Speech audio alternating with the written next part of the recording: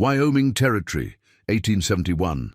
A time when dreams and nightmares collided on the frontier, when the promise of new beginnings could vanish in the space of a heartbeat, replaced by unspeakable tragedy. For the Carson family, the Wyoming wilderness represented opportunity, a chance to claim land under the Homestead Act and build a life away from the crowded streets of Philadelphia. 8-year-old Elijah Carson had spent nearly 3 months watching the landscape transform from lush eastern woodlands to vast open prairies, and finally to the rugged foothills of the Wind River Range. The Blackwell wagon train. 23 settlers with hopes as vast as the territory they crossed had welcomed the Carsons despite their late addition to the party. Before we jump back in, tell us where you're tuning in from. And if this story touches you, make sure you're subscribed, because tomorrow I've saved something extra special for you. The morning air carried the crisp scent of pine as Elijah collected, unkindling along the edge of their camp. Dawn had barely broken, the sky transitioning from darkness to a pale lavender that promised another clear day. The wagons stood in their usual protective circle, a futile fortress against the wilderness. Beyond, most travelers still slept, except for old Mr. Blackwell himself, who had taken the final watch of the night. Elijah's small hands moved methodically, gathering sticks for the breakfast fire, his mind wandering to the wooden horse his father had carved for his sister's upcoming birthday. Emma will be 6 next week. His mother had promised a special breakfast with the last of their preserved cherries to mark the occasion. That small joy seemed enormous after months of hardship on the trail. The first rifle shot shattered the dawn silence. Elijah instinctively dropped to the ground, the kindling scattering from his arms. More shots followed, then screams, high, terrified wails that sent chills through his small body. Through the tall grass, he could see men on horseback charging into the circle of wagons, at least a dozen riders with faces wrapped in bandanas, firing indiscriminately into the camp. Mr. Blackwell's warning cry was cut short by a bullet. The old guide collapsed near the main campfire, his rifle unfired beside him. The Hendricks family scrambled from their wagon, Mr. Hendricks pushing his wife and 3 children toward a small creek behind them. A rider spotted them, wheeled his horse around, and cut them down before they made it 20 paces. Their bodies crumpled in a terrible heap, nightclothes stained crimson in the strengthening dawn light. Elijah pressed himself flat against the earth, one hand covering his mouth to stifle his sobs. He was 30 yards from the nearest wagon, concealed in the high grass that bordered their campsite. The massacre unfolded with horrific clarity. Mrs. Peterson dragged screaming from her wagon. The Miller boys gunned down as they tried to reach their father's rifle, an infant wailing until its cries were suddenly, sickeningly silenced. The raiders moved methodically, killing first, then looting. They took only what was valuable and easily transported: money, jewelry, weapons. They didn't bother with food, stores, or personal effects. This wasn't desperation, it was calculated predation.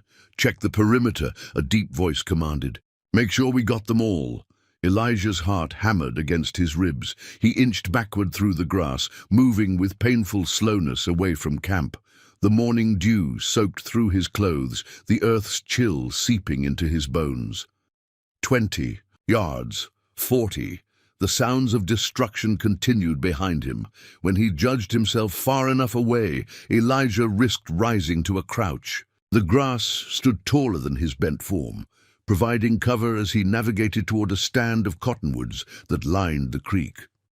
Each step was agony, his small body shaking so violently he feared the trembling might give away his position. A horse whinnied uncomfortably close. Elijah froze. "Nothing over here, Hawkins," a voice called, no more than 10 yards from where he stood immobilized with terror. "Get back here, then. We're burning the wagons." Elijah remained motionless until the hoofbeats receded, then continued his painstaking retreat toward the trees. By the time he reached the cottonwoods, black smoke billowed into the morning sky. The raiders had set fire to the wagons, erasing evidence of their specific crimes, though not the broader atrocity. From the relative safety of the trees, Elijah watched as the murderers mounted up and rode northwest, their saddlebags heavy with stolen valuables. Only when they disappeared over a distant ridge did he allow himself to collapse against a tree trunk, his small body convulsing with silent sobs. Hours passed before he found the courage to return to what remained of the camp. The wagons still smoldered, reduced to blackened frames and ash. Bodies lay where they had fallen, their vacant eyes staring skyward. Elijah moved among them like a ghost, searching desperately for his family. He found his father first, fallen near their wagon, with his hunting rifle still clutched in his hands. He had managed to fire at least once based on the spent cartridge. His mother lay nearby, her body curved protectively around Emma, his little sister's rag doll still clutched in her tiny hand. Their stillness told Elijah everything his 8-year-old mind didn't want to accept. In a haze of shock, he gathered what supplies he could salvage. A canteen half full of water, his father's hunting knife, a signed blanket, and a small tin of matches from the chuck wagon. He couldn't bring himself to take anything else from the dead. The vastness of his predicament settled over him as he stood amid the devastation. He was alone, a child in hostile territory, at least 80 miles. From the nearest settlement, winter came early to these mountains. If the elements didn't kill him, starvation would. Or perhaps the raiders would return to ensure no witnesses remained. Yet beneath the crushing weight of circumstance, something hardened in young Elijah Carson. His father's last words to him the previous night echoed in his mind. "Remember, son, Carson never gives up. We face our troubles and push through." With the meager supplies bundled into the blanket, Elijah studied his surroundings. The Blackwell train had been following the Wind River northward, planning to connect with a larger trail that would take them west to their land claims. Logic dictated he should continue north toward the outpost at Fort Bridger. He took a final look at the charred remains of the camp, silently promising his family that he would survive to tell of what happened here. Then, with the sun high overhead, Elijah turned his face northward and began to walk. The first day passed in a fog of shock and physical strain. Elijah forced himself to move at a steady pace, rationing sips from the canteen, gathering service berries where he found them growing alongside the trail. As dusk approached, he sought shelter beneath an outcropping of rock, wrapping himself in the salvaged blanket against the mountain night's chill. Sleep came in fitful bursts, interrupted by nightmares of the morning's horror and the very real. Sounds of wildlife moving in the darkness beyond his shallow cave. Wolves howled in the distance, their cries echoing off the mountainsides. Dawn brought no comfort, only the stark reality of another day of survival. Elijah's feet, encased in sturdy but worn boots, developed painful blisters that burst and reformed with each mile. His small backpack made from the blanket grew heavier. As the day progressed, though it contained almost nothing, the meager rations he had salvaged would last perhaps another day if carefully measured. Yet he pressed on, following the river's course, counting each step as a small victory against death. By the third day, Elijah's situation had grown dire.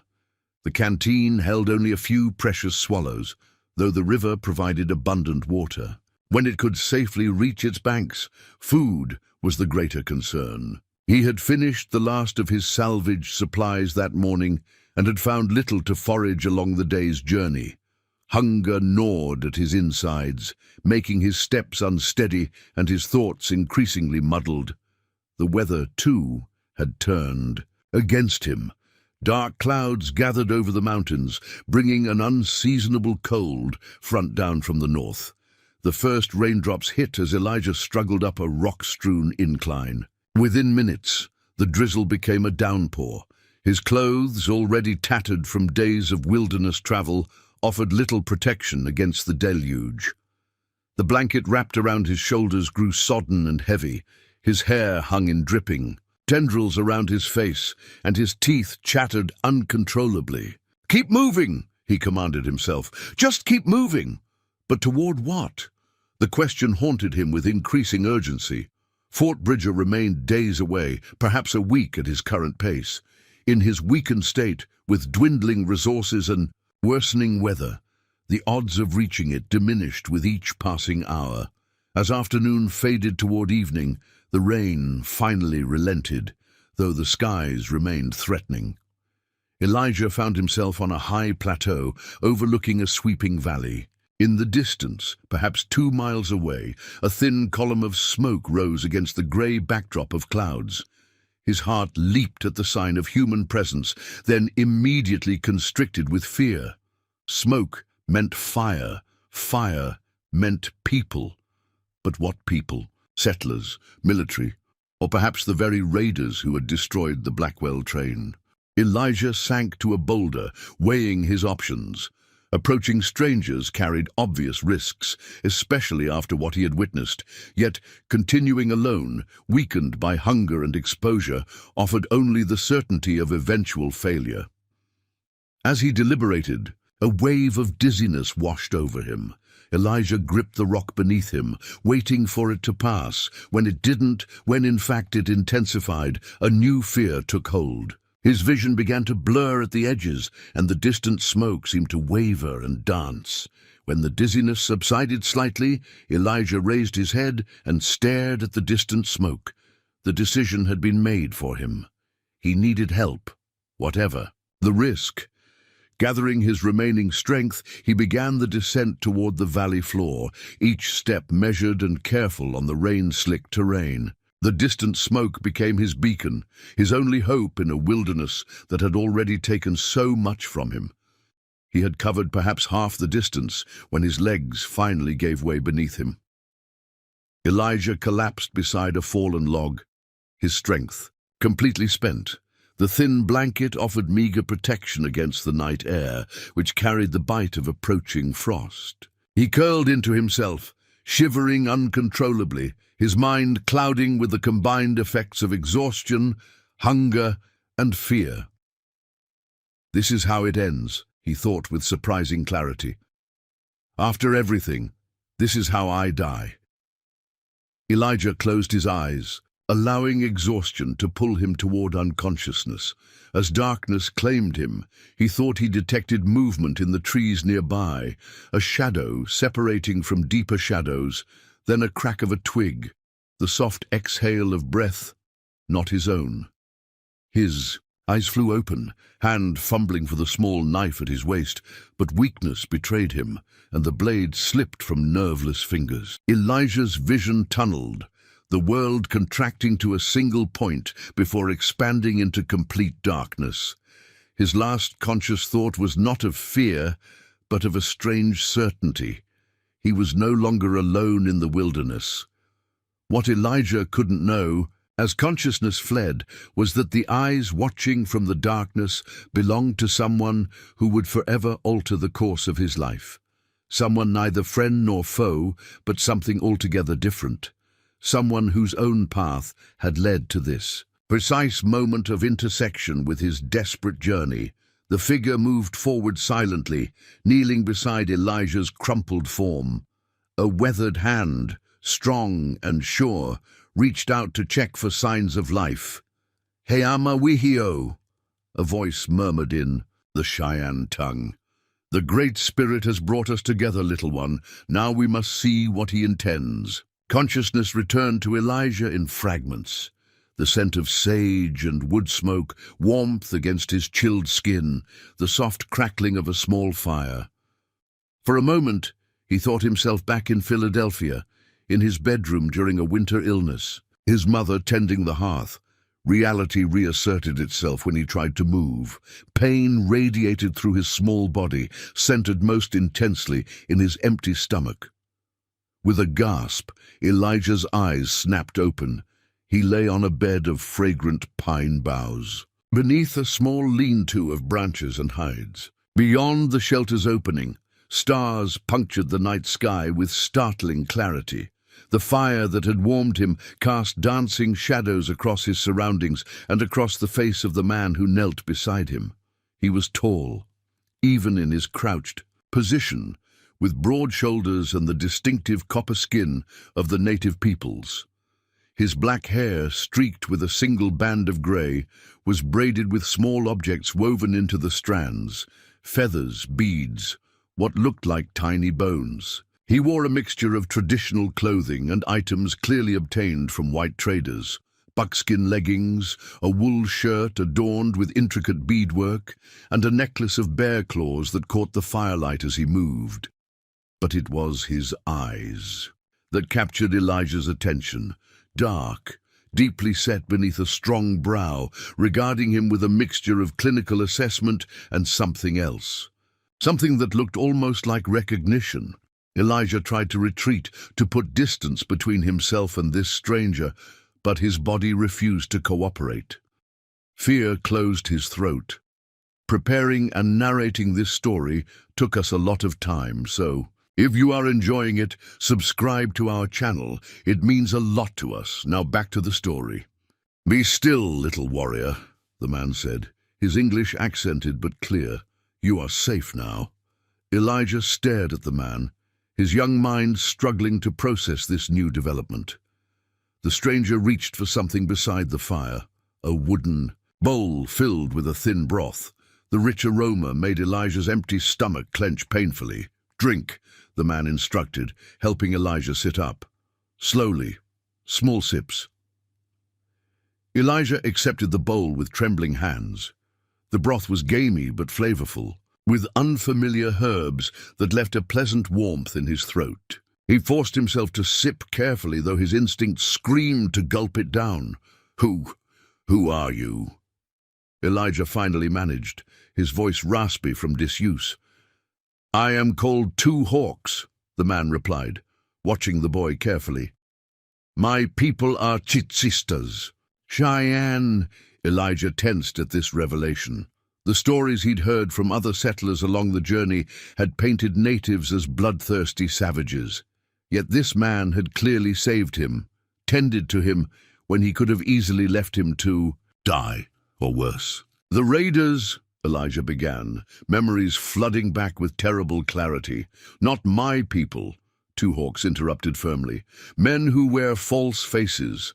They attack white settlers, wear feathers and paint to blame Cheyenne and Arapaho." Two Hawks added more wood to the fire, sending sparks spiraling into the night sky. "These men attacked my village 3 moons ago. Kill many.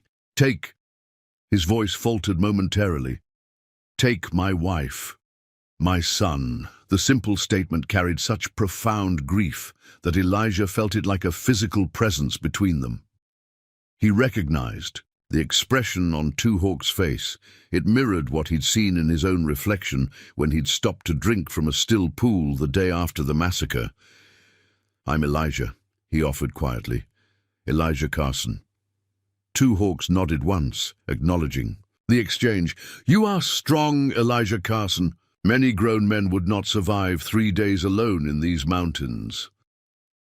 "My dad taught me some things," Elijah replied, surprising himself with the pride that crept into his voice. "Before—" He couldn't finish the sentence. "Your father's knowledge lives in you," Two Hawks said simply. "This is good medicine." They sat in silence for a while, the fire crackling between them. Elijah finished the broth, feeling strength slowly returning to his limbs. Questions tumbled through his mind, but exhaustion pulled at him with inexorable force. "Sleep now," Two Hawks instructed, seeing the boy's eyelids grow heavy. "Tomorrow we must move. This place is not safe."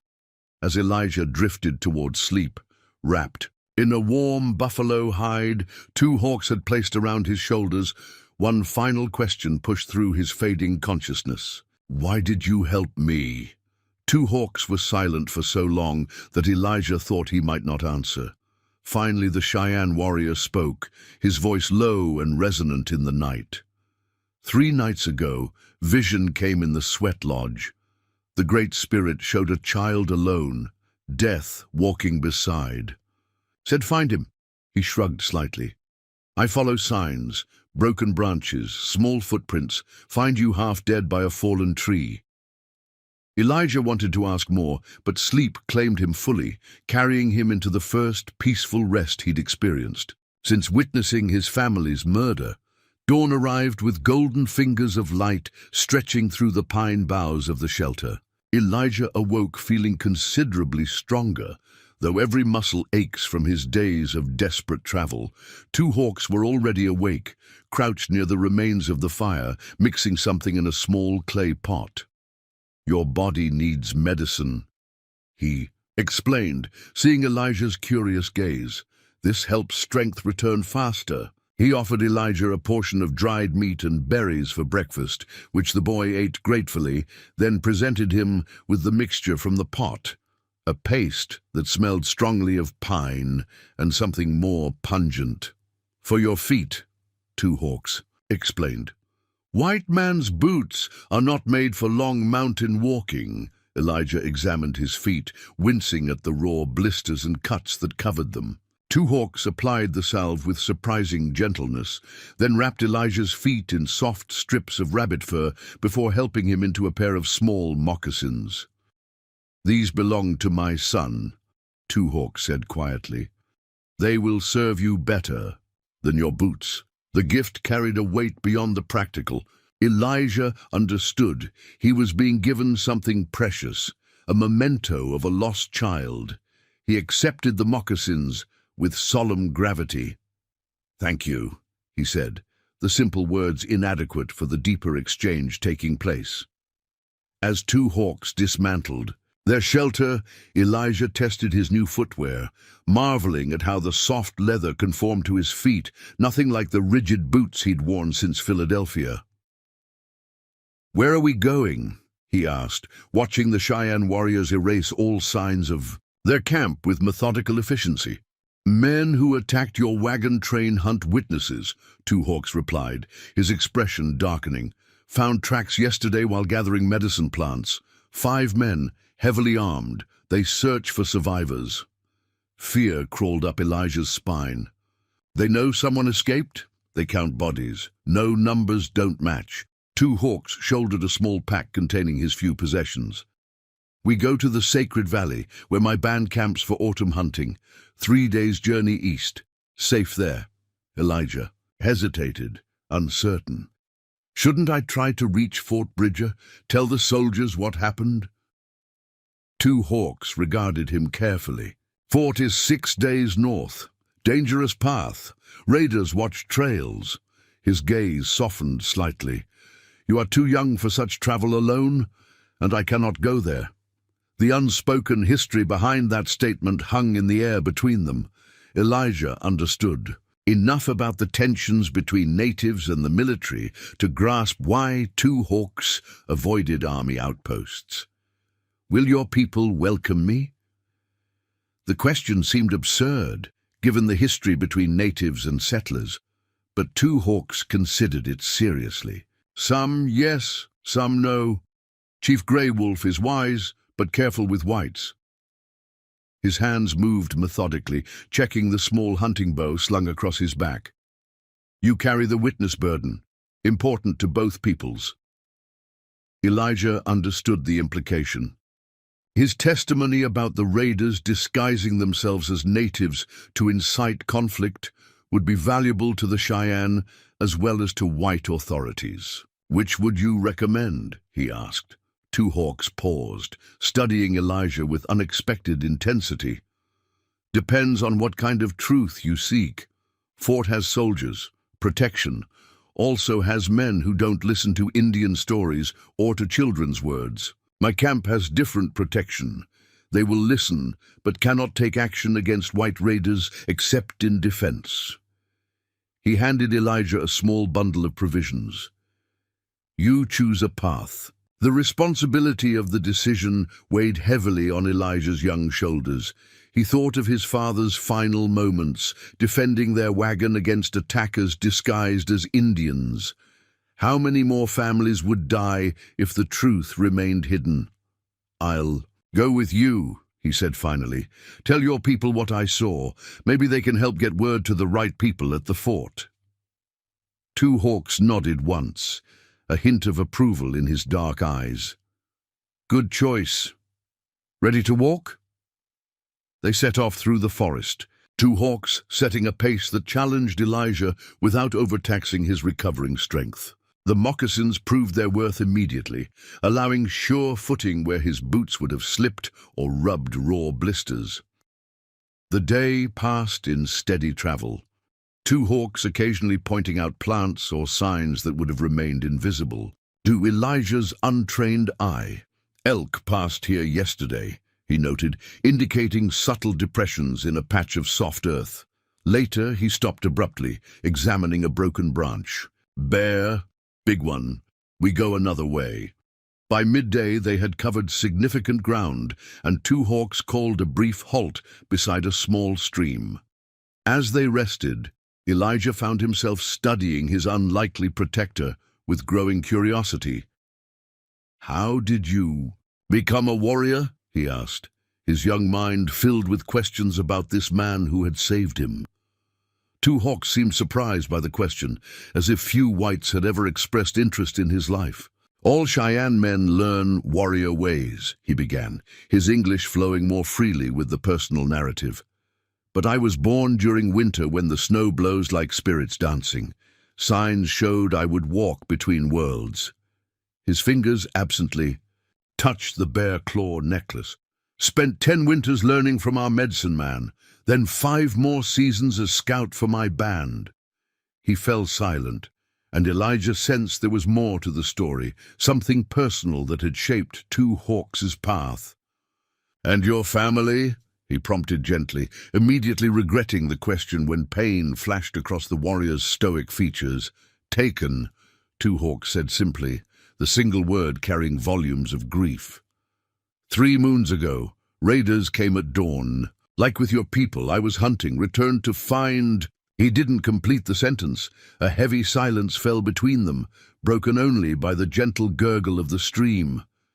Finally, Two Hawks rose, signaling it was time to continue their journey.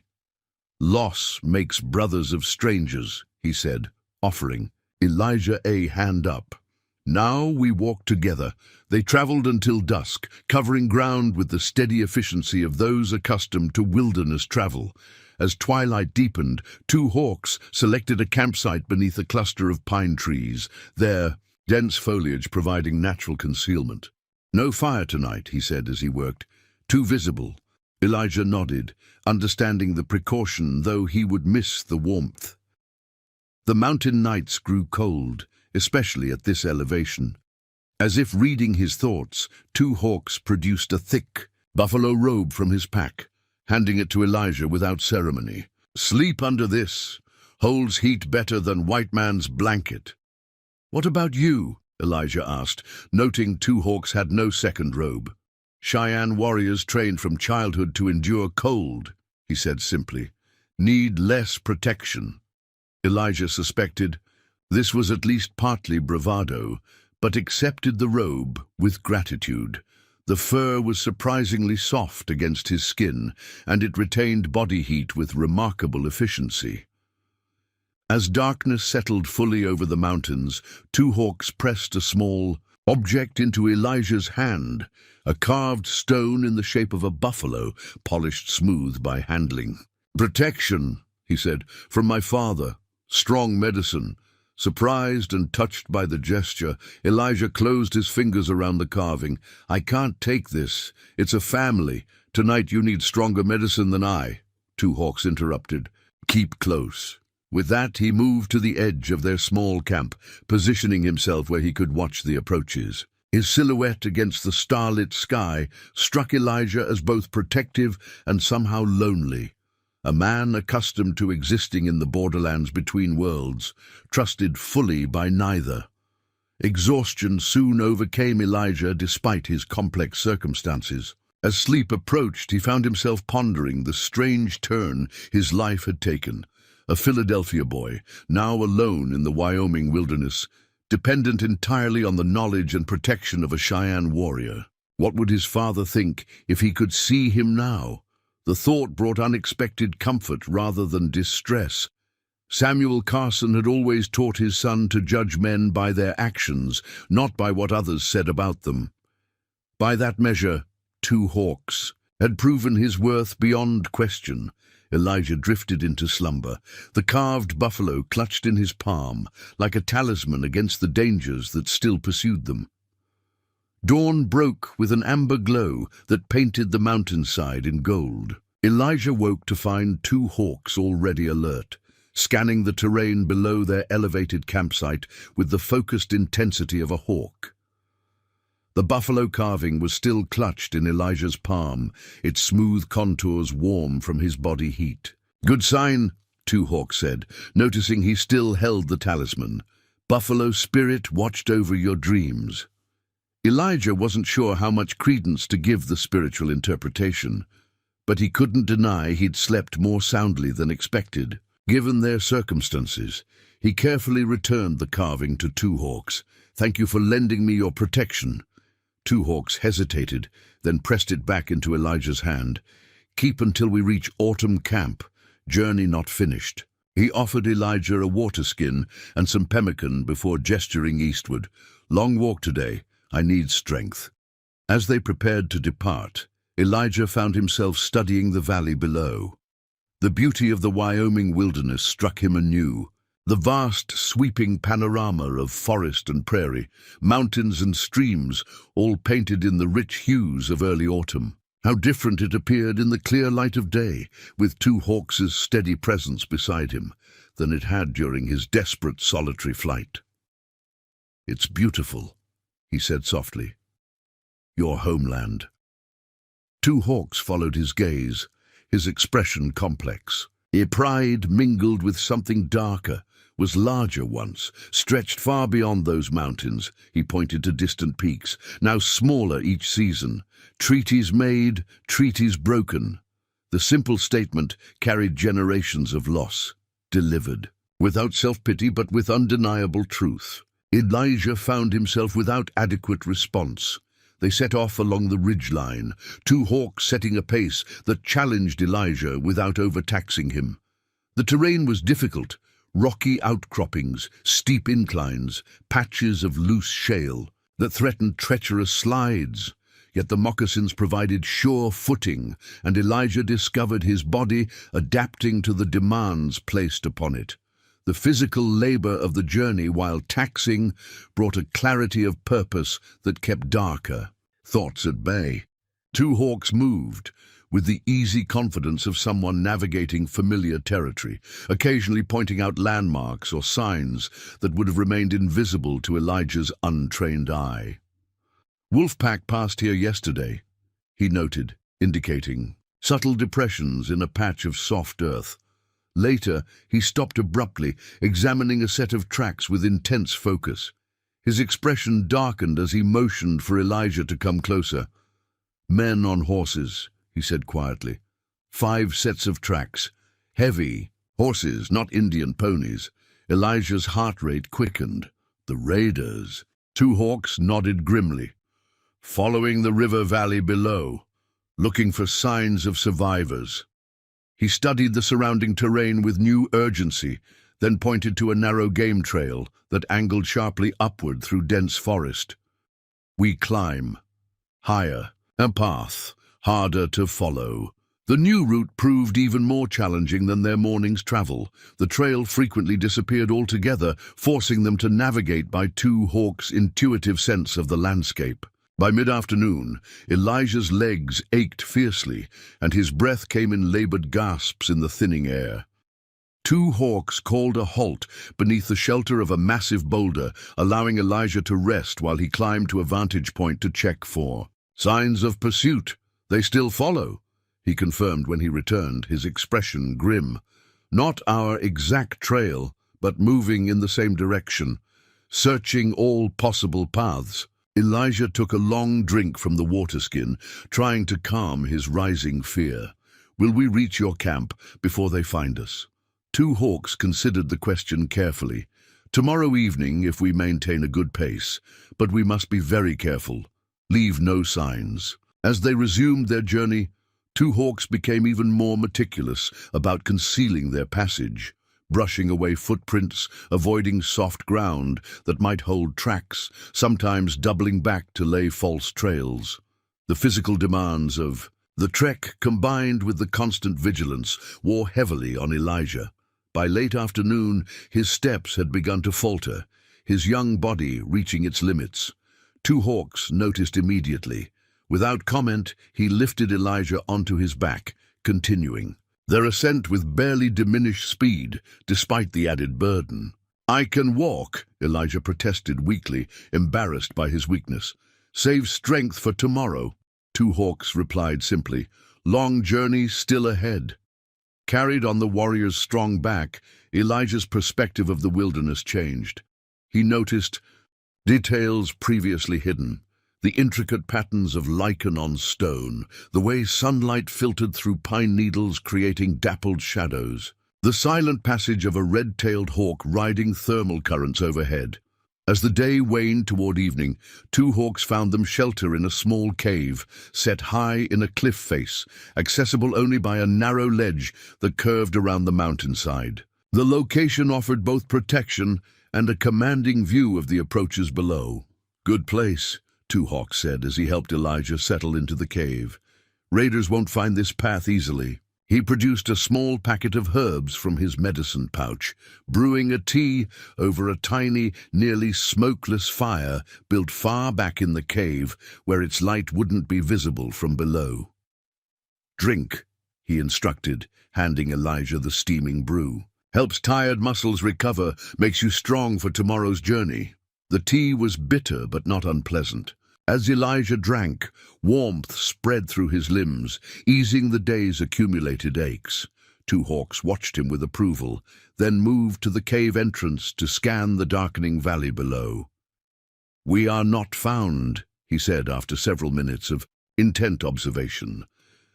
"But they camp near the river crossing we must use tomorrow. Will be a difficult passage." The gravity of their situation settled over Elijah anew. Despite Two Hawks' protection and guidance, they remained in serious danger.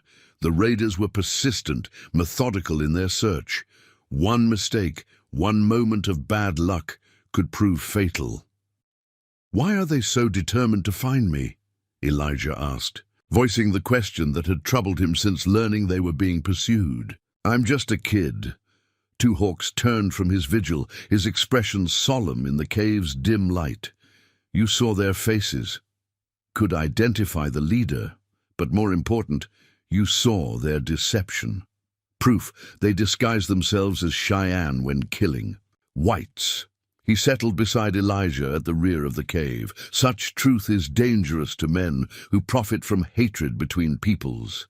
Night settled over the mountains, draping the landscape in shadows. From their elevated shelter, Elijah could see a distant pinpoint of light in the valley below, the campfire of the men hunting them. Two Hawks had positioned himself at the cave entrance, his stillness so complete he seemed to blend into the stone itself. "Will we reach your people's camp tomorrow?" Elijah asked, his voice barely above a whisper. Two Hawks didn't turn from his vigil. "If we move fast, cross river before raiders wake, follow hidden paths, and if they catch us?" The question had haunted Elijah since learning of their pursuit. Now, Two Hawks did turn, his expression unreadable. "In the dim light, then I fight, you run. Remember the path we discussed." Earlier, Two Hawks had carefully described landmarks Elijah should follow if they became separated. A distinctive split rock, a cluster of 3 tall pines, a meadow shaped like a buffalo horn. The route to the Cheyenne autumn camp, if Elijah had to make the final leg alone. The weight of this contingency plan settled heavily on the boy's shoulders. He knew what Two Hawks wasn't saying, that if it came to a confrontation, the warrior would likely sacrifice himself to give Elijah a chance to escape. "I don't want to leave you behind," Elijah said, his young voice tight with emotion. Two Hawks moved from the entrance, settling beside Elijah with unexpected gentleness. Life is larger than one battle, little warrior. Your truth must reach those who can use it. From his medicine pouch, Two Hawks produced a small wooden whistle carved in the shape of a bird. "This belonged to my son," he said, placing it in Elijah's hand. "Made from eagle bone. Call for help if you become lost or in danger." The second gift from his fallen son carried even greater significance than the moccasins. Elijah understood. He was being entrusted with something precious, not just an object, but a father's memory, a continuation of what had been lost. "What was his name?"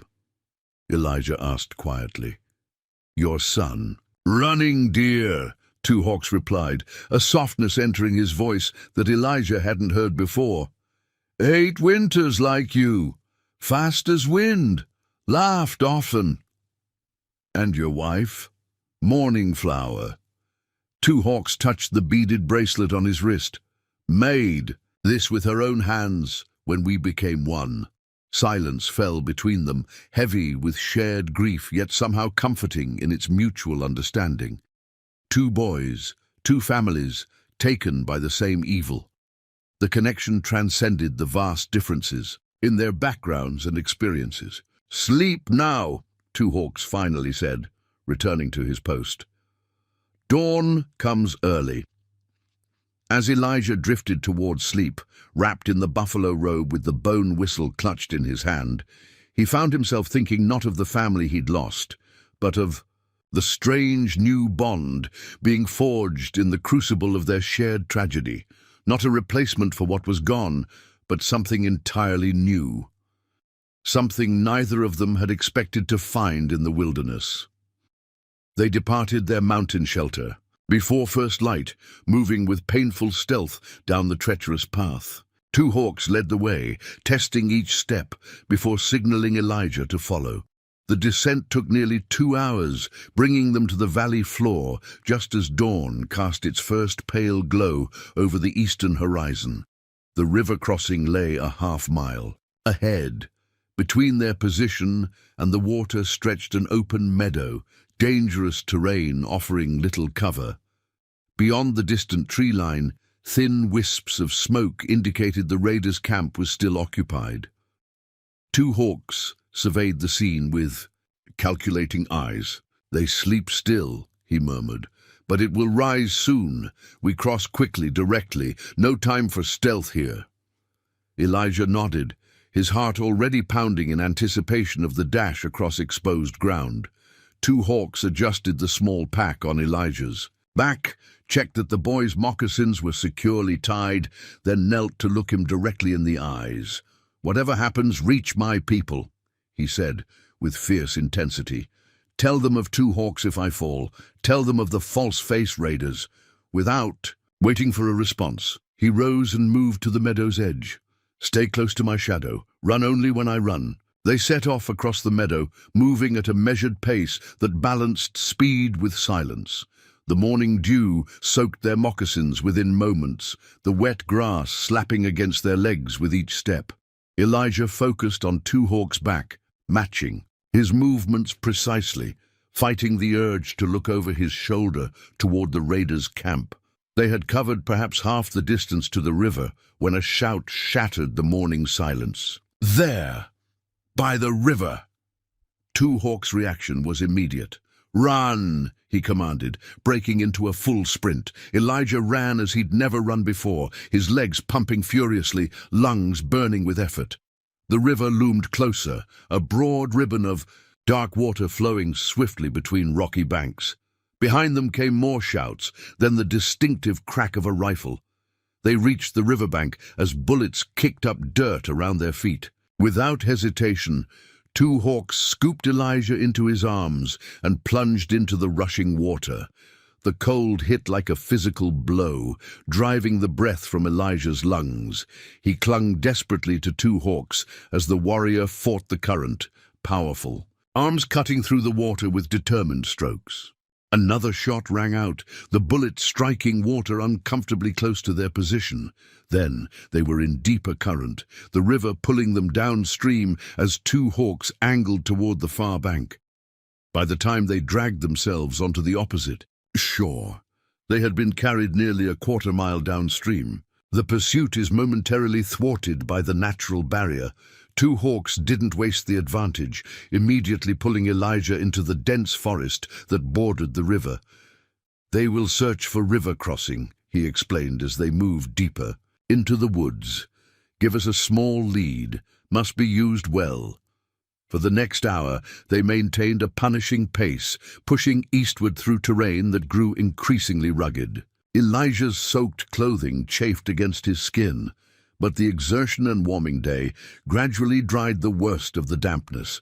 When they finally paused briefly near midday, it was beside a tumbling mountain stream feeding into a secluded glen. Two hawks checked their back trail carefully before allowing Elijah to drink and rest. "No signs of pursuit yet," he reported. "River crossing delayed them, as hoped." Elijah sank onto a fallen log, his young body trembling with exhaustion from the morning's ordeal. "How much farther to your camp?" "If we maintain good pace, reach by nightfall," Two Hawks replied, producing a small pouch of pemmican from his medicine bag. "Eat. Restore strength." As they shared the meager meal, Elijah found himself studying the Cheyenne warrior with new appreciation. The calm efficiency with which Two Hawks had handled their escape from the river crossing spoke of years of experience navigating dangerous situations. "Were you a war leader among your people?" Elijah asked. Two Hawks shook his head. "I walk between worlds, scout, sometimes trader with white settlements, not the war chief." His expression grew distant. "Learned white man's tongue from missionaries. As a boy, learn their ways to help my people understand what comes." This explained his surprisingly good English and his knowledge of settler customs. Two Hawks was that rare individual who had maintained his identity while gaining understanding of those who threatened his way of life. "You don't hate all white people," Elijah observed, "even after what happened to your family." Two Hawks considered this carefully. "Hate is a poor guide, blinds the eyes, weakens the spirit." He gestured toward the surrounding wilderness. "Land does not hate. River does not hate. They simply are. Man must learn this wisdom." It was a perspective utterly foreign to much of what Elijah had been taught, yet it resonated with something his father had often said. "Judge each man as you find him, not by what others claim him to be." Their rest was cut short by a distant sound carrying through the forest, the baying of hounds. Two Hawks tensed immediately, rising to his feet with fluid grace. "Tracker dogs," he said grimly. "They found our river crossing." Fresh fear surged through Elijah. "They have dogs? Can we outrun them?" "Not by speed alone." Two Hawks surveyed their surroundings with new urgency. "Need to break the scent trail." He led Elijah into the shallow stream, following its course upstream for several hundred yards, before veering into a rocky ravine where the hard ground would hold no tracks. At a stand of wild sage, Two Hawks broke several branches, handing them to Elijah. "Rub on clothes, skin," he instructed, demonstrating by crushing the aromatic leaves and applying them to his own buckskins. "Masks humans smell." The pungent sage oil left Elijah's skin tingling, but he applied it thoroughly, understanding their survival might depend on this simple precaution. When they resumed their journey, Two Hawks led them on a zigzagging course, frequently doubling back or creating false trails before continuing their eastward progress. The distant baying of the hounds remained audible throughout the afternoon, sometimes fading, sometimes growing alarmingly closer. The pursuit had become a deadly game of wits, with Two Hawks employing every woodland skill at his disposal to confuse and misdirect their hunters. By late afternoon they had reached higher ground, climbing steadily toward a ridgeline that offered both challenge and opportunity. The difficult terrain slowed the pursuit, but also taxed Elijah's dwindling reserves of strength. Each step became a conscious effort of will, his legs leaden with fatigue. Two Hawks noticed the boy's struggle. Without comment, he fashioned a quick harness from leather straps in his pack, creating a support that allowed Elijah to lean against his back while still walking under his own power. It was a compromise between carrying the boy entirely and forcing him to continue unaided. Almost there, Two Hawks encouraged as they created the ridge. Look! From their elevated position, Elijah could see across a vast valley to distant foothills beyond. There, nestled against the base of a distinctive formation that indeed resembled a buffalo horn, thin columns of smoke rose against the late afternoon. "Sky, your people," Elijah breathed, renewed hope surging through him. Two Hawks nodded.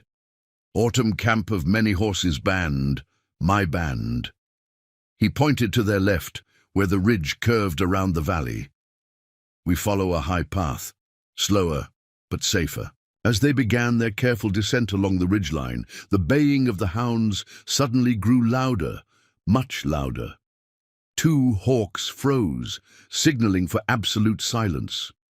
Through a gap in the trees, they spotted movement on the slope below. 3 riders with 4 dogs on long leashes, following their trail with relentless precision. "They gain too quickly," Two Hawks whispered, his expression grim. "Dogs follow sage scent now, too clever." He studied the terrain ahead, calculation evident in his dark eyes. They had perhaps 15 minutes before the pursuit overtook them. Not enough time to reach the safety of the Cheyenne camp. "New plan," Two Hawks decided, removing his pack and extracting essential items. "I lead the dogs away, create a strong trail south." He pressed his medicine pouch into Elijah's hands. "You continue east, follow the ridge exactly as I showed. Reach camp before nightfall." Elijah clutched the pouch, panic rising in his chest. "No! We stay together!" Two Hawks placed his hands on Elijah's shoulders, his gaze fierce with determination. "Little warrior, this is not time for fear. You carry the truth more important than one life." He tapped the bone whistle hanging from Elijah's neck. "Use if in danger. My people will hear and will come." The inevitability of their separation crashed over Elijah with devastating force. Logic dictated the wisdom of Two Hawks' strategy, but his heart rebelled against leaving the man who had become his protector and guide. "I'll tell them everything," Elijah promised, fighting back tears. "About the raiders, about you, about running." Deer and morning flower, something shifted in Two Hawks' stoic expression, a brief glimpse of the profound emotion beneath his warrior's discipline. He withdrew a final item from his belongings, the carved buffalo talisman, and pressed it into Elijah's palm. "Strong medicine for the journey," he said simply. "We will meet again, Elijah Carson, in this world or the next." With that, he shouldered a lightened pack and moved swiftly down the slope, deliberately leaving clear signs of passage, heading perpendicular to their original course. Within moments, he had vanished into the forest below, the sacrifice of his decision hanging. In the still mountain air, Elijah stood frozen for several heartbeats, the buffalo carving warm in his clenched fist. Then, with a determination born of respect for Two Hawks' choice, he turned eastward and continued along the ridge, following the exact path he had been shown. The journey seemed to stretch into eternity. Each step carried Elijah farther from Two Hawks and closer to an uncertain reception among people who had every reason to mistrust anyone with white skin. The afternoon waned toward evening, shadows lengthening across the valley below as the sun dipped toward the western peaks. In the distance, Elijah heard the baying of the hounds change tone. They had picked up Two Hawks' fresh trail and were in hot pursuit. The sound gradually faded southward, confirming the success of the warriors' diversion. The knowledge was both relief and torment. As dusk approached, Elijah reached the end of the ridgeline, where it descended toward the valley floor. From this vantage, he could clearly see the Cheyenne camp, at least 30 hide teepees arranged.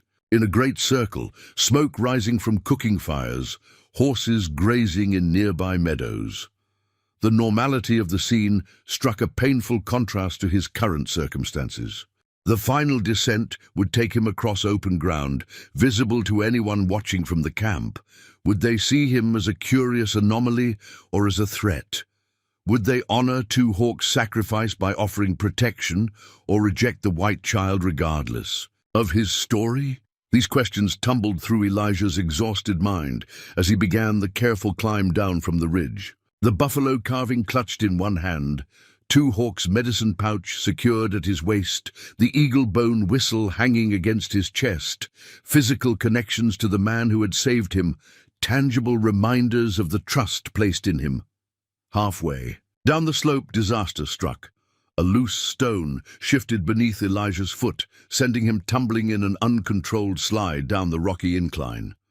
He fought desperately to arrest his fall, fingers clawing at vegetation, legs scrambling for purchase. On the steep terrain, when he finally came to a stop, pain radiated through his right ankle, not broken but badly twisted. The injury transformed the final leg of his journey from challenging to nearly impossible.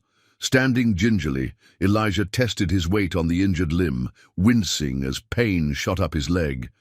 The Cheyenne camp lay less than a mile away across the valley floor, tantalizingly close yet separated by a distance his injured body might not be able to cross.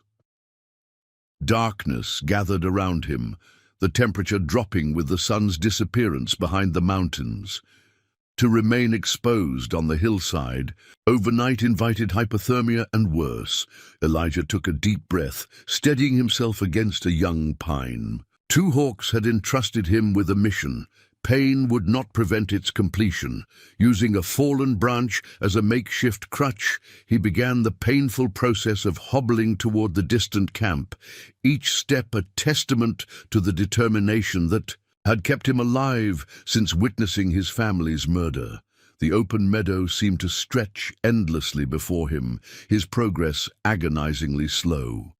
Halfway across, Elijah stumbled, the improvised crutch breaking beneath his weight.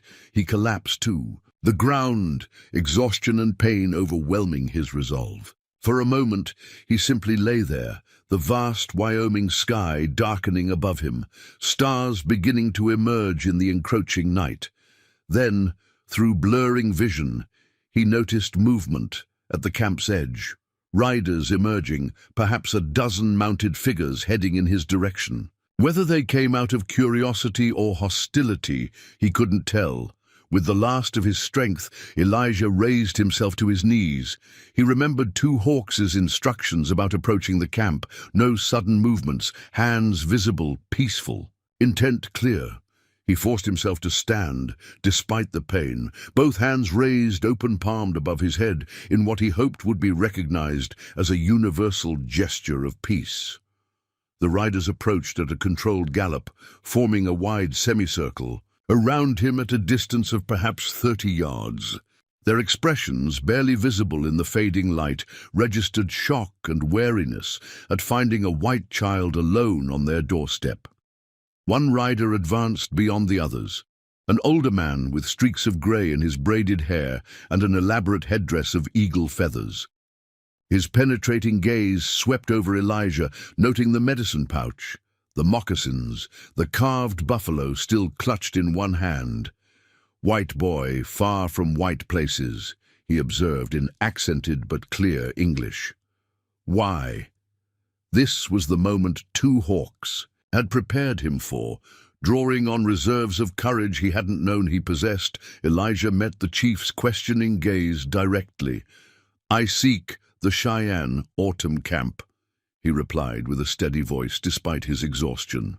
"Two Hawks were bringing me to speak with Chief Grey Wolf. Raiders attacked us. He led them away so I could reach you safely."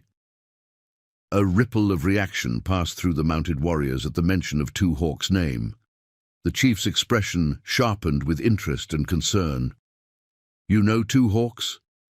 he asked, studying Elijah with renewed intensity. Elijah nodded, wincing as he shifted weight off his injured ankle. "He saved me after raiders attacked our wagon train. Said they were the same men who killed his family 3 moons ago." The chief, exchanged rapid words in Cheyenne with the warriors around him. One rider, younger than the others, with a single eagle feather in his hair, spurred his horse forward. "I go find 2 hawks," he announced, looking to the chief for permission. Grey Wolf nodded once. "Take 4 warriors. Follow the ridge path." His attention returned to Elijah. "Raiders follow you to our camp?" 2 hawks led them south. Elijah explained, gesturing toward the distant ridgeline. "To protect me, to protect your people." Grey Wolf considered this information, his weathered face revealing little of his thoughts. Finally, he gestured to one of the riders. "Bring the boy. He carries 2 hawks' medicine. We hear his words at the council fire." A warrior dismounted, approaching Elijah cautiously. He was younger than 2 hawks, but carried himself with similar confidence. Seeing Elijah's injured ankle, he knelt to examine it briefly before looking up at the boy. "I am Black Fox," he said. 2 hawks is my blood cousin. Can you ride?" Elijah had ridden ponies at his uncle's farm outside Philadelphia, but never a full-sized horse. Still, he nodded. "I can try." With surprising gentleness, Black Fox helped Elijah onto his horse before mounting behind him. Together, they rode toward the Cheyenne camp, flanked by the remaining warriors. Elijah found himself acutely aware of the states that followed their entrance into the circle of teepees. Curious children pausing in their play, women emerging from cooking fires, elders watching with impassive faces from the entrances of their lodges. Black Fox brought his horse to a halt before the largest teepee, decorated with painted symbols and elaborate quill work. Grey Wolf had already dismounted and stood waiting as Black Fox carefully helped Elijah to the ground. The pain in his ankle had intensified during the ride, and he struggled to stand upright without support.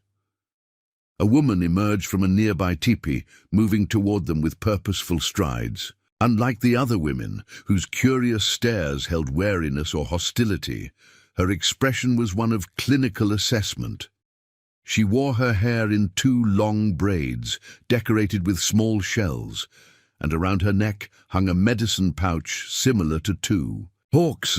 "I am Swift Deer," she said, kneeling to examine Elijah's ankle. "Sister to 2 hawks, medicine woman of many horses band." Her hands moved with practiced efficiency, gently probing the injured joint. Though her touch was gentle, Elijah couldn't suppress a wince of pain. "Bad sprain," she pronounced. "Not broken. Need medicine, rest." She glanced up at Grey Wolf. "He comes to my lodge." It wasn't a request, but a statement. Grey Wolf nodded once in agreement. "Council meets when 2 hawks return. Boy tells his story then." Swift Deer helped Elijah limp toward a teepee near the center of the camp. Unlike the openly hostile or suspicious glances from many of the Cheyenne, her manner was neither warm nor cold, simply matter-of-fact, as if treating an injured white child were no different from any other healing work. Inside her lodge, the air was fragrant with dried herbs hanging from the central poles. A small fire burned in the center pit, casting dancing shadows across the interior. Swift Deer motioned for Elijah to sit on a pile of soft furs near the fire. "Show me 2 hawks' medicine," she requested, as she gathered supplies from various pouches and baskets. Elijah carefully removed the medicine pouch from his waist, along with the carved buffalo talisman. Swift Deer examined both, her expression softening almost imperceptibly. "My brother gave you strong protection," she observed. "The buffalo carving belonged to our father." "He said I needed it more than him," Elijah explained, his voice catching. He traded his safety for mine." Swift Deer's dark eyes studied him with penetrating intensity. "2 hawks see with special vision, always has. If he protected you, gave you his medicine, he had a purpose." She worked in silence for several minutes, grinding herbs with a stone mortar, adding water to create a poultice. As she wrapped Elijah's ankle with the fragrant mixture, securing it with strips of soft hide, she finally spoke again. "Why do white boys and Cheyenne warriors run together from the same enemy?" It was the question that lay beneath all others. The unlikely alliance, that had brought Elijah to their camp. He took a deep breath and began his story, starting with the Wagon Train Massacre, describing how he had witnessed the raiders removing native disguises after the killing was complete. "They wore feathers and paint," Elijah explained, "to make it look like Cheyenne had attacked us. But they were white men. I heard them talking, planning to blame Indians for what they did." Swift Deer's hands paused briefly in their work, her expression darkening. "Same as the attack on our hunting party, same as when Two Hawks lost his family." Elijah nodded. "Two Hawks said these men play both sides against each other. Attack whites disguised as Indians, attack Indians disguised as soldiers or settlers." "Why?" Swift Deer asked, though her tone suggested she already knew the answer. "Two Hawks think they profit from conflict," Elijah replied. "Said as long as whites and Indians fight each other, these men can raid, steal, kill without anyone looking too closely at who's really responsible." Swift Deer finished bandaging his ankle, her movements precise despite the emotion that flickered briefly across her features. "You witnessed this. Could I identify these men?" "Yes," Elijah confirmed. "Their leader, especially. Tall man with a scar across his left cheek. Others called him Hawkins." At the name, Swift Deer's expression hardened. "Jacob Hawkins," she said with quiet intensity. "Former Army scout, now leads a band of killers. Two Hawks have hunted him since the moon of falling leaves, when our village was attacked." She offered Elijah a wooden cup filled with a steaming liquid. "Drink. Helps pain.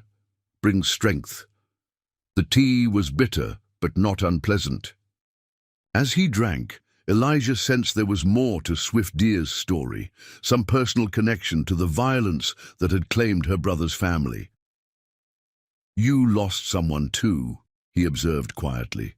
Swift Deer's stoic expression faltered momentarily. "My daughter, Sweetgrass, 7 summers. She touched a small braid of black hair attached to her medicine pouch. Hawkins' men took her life while I was gathering healing plants. Found her when I returned. The shared grief created a bridge between them, transcending differences of age, culture, and experience. In that moment, they were simply two humans who had experienced the same shattering loss at the hands of the same evil." A commotion outside interrupted their conversation. Voices raised in urgency, the sounds of horses arriving at speed. Swift Deer rose quickly, moving to the tipi entrance. She exchanged words with someone outside, then turned back to Elijah, her expression grave. "Riders return. Two Hawks are wounded." Elijah's heart was constricted with fear. Despite his injured ankle, he struggled to his feet, using the center pole for support. Swift Deer didn't try to stop him as he limped painfully toward the entrance. Outside, warriors had gathered around a horse being led into the camp. Across its back lay Two Hawks, his buckskin shirt dark with blood, his face ashen against his copper skin. The young warrior who had led the search party walked beside the horse, one hand steadying Two Hawks' unconscious form. "Found him 5 miles south," the warrior reported to Grey Wolf. "Fighting 3 white men, killed 2 before taking a bullet. Third escaped." Swift Deer pushed through the crowd, issuing rapid commands in Cheyenne. Warriors carefully lifted Two Hawks from the horse, carrying him toward her lodge. Elijah pressed himself against the teepee entrance, making way as they brought the wounded man inside. They laid Two Hawks on a bed of furs opposite where Elijah had been sitting. In the firelight, the extent of his injuries became clear. A bullet wound to his left shoulder, knife cuts across his arms and chest, his face bruised from what must have been a savage beating. Swift Deer moved with focused intensity, cutting away the bloodied shirt, examining each wound with practiced precision. She directed 2 women who had followed her inside, sending them for water, additional medicines, and clean bandages. Elijah watched helplessly, his throat tight with emotion. Two Hawks had faced the raiders alone, buying time not just for Elijah's escape, but for the Cheyenne camp to prepare for potential attack. Grey Wolf entered the lodge, his commanding presence filling the small space. He knelt briefly beside two hawks, placing a hand on the wounded man's forehead in what seemed a gesture of respect and blessing. Then he turned to Elijah. "Council must hear your words now," he said, his tone brooking no argument. "While swift deer tends two hawks." Elijah hesitated, reluctant to leave the warrior who had sacrificed so much for him. Swift Deer glanced up from her work, nodding once. "Go," she said simply. "Tell the truth. I keep him in this world." With the help of Black Fox, who had appeared at the tipi entrance, Elijah limped toward the central fire, where members of the tribal council had already gathered. 15 men of varying ages sat in a circle on buffalo robes, their faces illuminated by the dancing flames. Grey Wolf took his position at the head of the circle, gesturing for Elijah to sit across from him. Black Fox remained standing slightly behind Elijah, a presence that offered subtle support, though no guarantee of advocacy. The weight of the moment pressed down on Elijah's shoulders, a white child alone among people who had every reason to mistrust anyone of his race, carrying a story that might determine the future relations between two worlds in constant conflict. "Council hears your words now," Grey Wolf began formally. "Speak the truth of what you have seen. Leave nothing out." Elijah took a deep breath, centering himself as his father had taught him to do when facing something difficult. The firelight danced across the serious faces surrounding him, highlighting the significance of the moment. These were not merely curious listeners, but judges weighing the value and truth of his words. He began with the Blackwell wagon train, the 23, souls who had welcomed the Carson family, the journey that had progressed without incident until that final morning. His voice remained steady as he described the attack in detail, the methodical slaughter, his concealment in the tall grass, the clear view he'd had of the attackers as they removed native disguises once the killing was complete. They spoke English. Among themselves, he emphasized, used white men's words, white men's names. One called another Miller. Their leader was addressed as Hawkins. The council listened without interruption, their expressions revealing nothing. Only when Elijah described how he had overheard the raiders explicitly discussing their strategy of disguising themselves as Cheyenne did murmurs of anger ripple through the circle.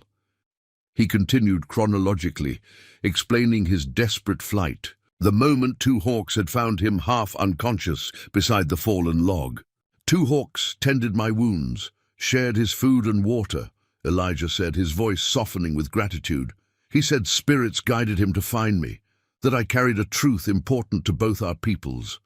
He detailed their journey together, the skills two hawks had shared, and his explanation of Hawkins' strategy of inciting conflict between settlers and native tribes. When he reached the final confrontation, where two hawks had led the pursuers away to protect him, Elijah's voice threatened to break, but he forced himself to continue. "He sacrificed himself so I could bring this testimony to you," he concluded, meeting Grey Wolf's steady gaze. "He believed the truth I carry could help end the bloodshed between our peoples." A profound silence settled over the council circle as his words faded into the crackling of the fire. Grey Wolf studied Elijah's face with penetrating intensity, searching for any sign of deception or embellishment. Finally, he turned to the council members, speaking rapidly in Cheyenne. A vigorous discussion ensued, with various elders contributing perspectives and questions Elijah couldn't understand. Black Fox occasionally translated key points in whispered English. They debate whether to send warriors after remaining raiders. Old Bear wants to approach the army at Fort Bridger. Standing Elk believes it too dangerous to involve whites at all. After perhaps 20 minutes of discussion, Grey Wolf raised his hand for silence. The council members deferred immediately to his authority. "Your words carry a ring of truth," he pronounced, returning to English for Elijah's benefit. They match what we have suspected about Hawkins and his raiders. Many attacks blamed on Cheyenne warriors happened when our people were far from those places. A gnarled elder with a deeply lined face spoke up, his English halting but determined. White boy's testimony important, but who among whites will believe him? Child alone, living among Indians. He shook his head pessimistically. White authorities dismiss such witnesses. The observation struck at the heart of Elijah's dilemma. His age, circumstances, and now his association with the Cheyenne all undermined his credibility in white society. The truth he carried might never reach those with power to act upon it. There is one who might listen, Black Fox offered, the new Indian agent Williams. He meets with Grey Wolf during winter council at Fort Bridger, has shown more respect than others before him. Fort Bridger is 6 days' ride, another elder objected. By then, Hawkins will have spread his lies about the Blackwell train. Army may already prepare punishment against our people. Grey Wolf's weathered face revealed the weight of leadership, balancing the tribe's safety against the opportunity to expose a truth that might prevent future bloodshed, weighing immediate action against strategic patience. Two Hawks live, he said finally, with quiet certainty. We wait until he can speak before deciding our path. His gaze returned to Elijah. You remain in our camp until your ankle heals. Then we discuss what comes next. Though part of Elijah wanted to protest, to insist on more immediate action, he recognized the wisdom in their caution. His primary responsibility remained honoring Two Hawks' sacrifice by ensuring his testimony reached the right ears. Not just any ears. I accept your counsel, he said formally, inclining his head to Grey Wolf, and I thank you for your protection. The chief acknowledged his acceptance with a dignified nod. Swift Deer will show you our ways. You are under Cheyenne protection now. The formal dismissal transformed the atmosphere immediately. Council members dispersed to prepare for the night's watch, while women and children who had been observing from a respectful distance approached with greater openness. The decision of the council clearly carried significant weight. Elijah had been granted provisional acceptance, if not yet full belonging. Black Fox helped him back towards Swift Deer's lodge, explaining what would happen in the coming days. Camp prepares for possible attack. Warriors watch all approaches, women and children ready to move to the hidden canyon if necessary. Because of me, Elijah said, the weight of responsibility settling heavily on his young shoulders. Because of Hawkins, Black Fox corrected firmly. His evil was here before you came. You bring truth, not danger. As they approached the medicine lodge, Swift Deer emerged, wiping blood from her hands with a cloth. Her expression was tired, but no longer held the grave concern Elijah had seen earlier. Two Hawks sleep, she reported. Bullet removed, spirit strong, body will heal with time. Relief washed through Elijah with such force that his injured leg nearly buckled beneath him. Black Fox steadied him with a strong hand. He asked for you, Swift Deer added, her eyes meeting Elijah's directly. Before the medicine sleep took him. Wanted to know if you reached camp safely. Can I see him? Elijah asked. Swift Deer nodded, holding open the teepee flap. Inside, Two Hawks lay on the fur bedding, his upper body wrapped in bandages, his breathing shallow but steady. His normally vibrant copper skin had a greyish pallor, and his face was drawn with pain even in unconsciousness. Elijah limped to his side, carefully kneeling beside the wounded warrior. In the dancing firelight, Two Hawks looked simultaneously, stronger and more vulnerable than Elijah had ever seen him. The invincible guide now revealed as merely human, yet somehow more heroic for that very mortality. I kept my promise, Elijah whispered, unsure if Two Hawks could hear him. I told them everything, about the raiders, about their disguises, about what you taught me. He placed the carved buffalo talisman beside Two Hawks' hand. Your medicine protected me. Now it needs to help you heal. As if in response, Two Hawk's fingers twitched slightly, curling around the carved stone. His eyes remained closed, but some of the tension seemed to ease from his features. Swift Deer placed a gentle hand on Elijah's shoulder. He hears in spirit, if not with ears. Good medicine. She guided Elijah to the opposite side of the fire, where she had prepared a sleeping place, soft furs with a woven blanket for warmth. Rest now.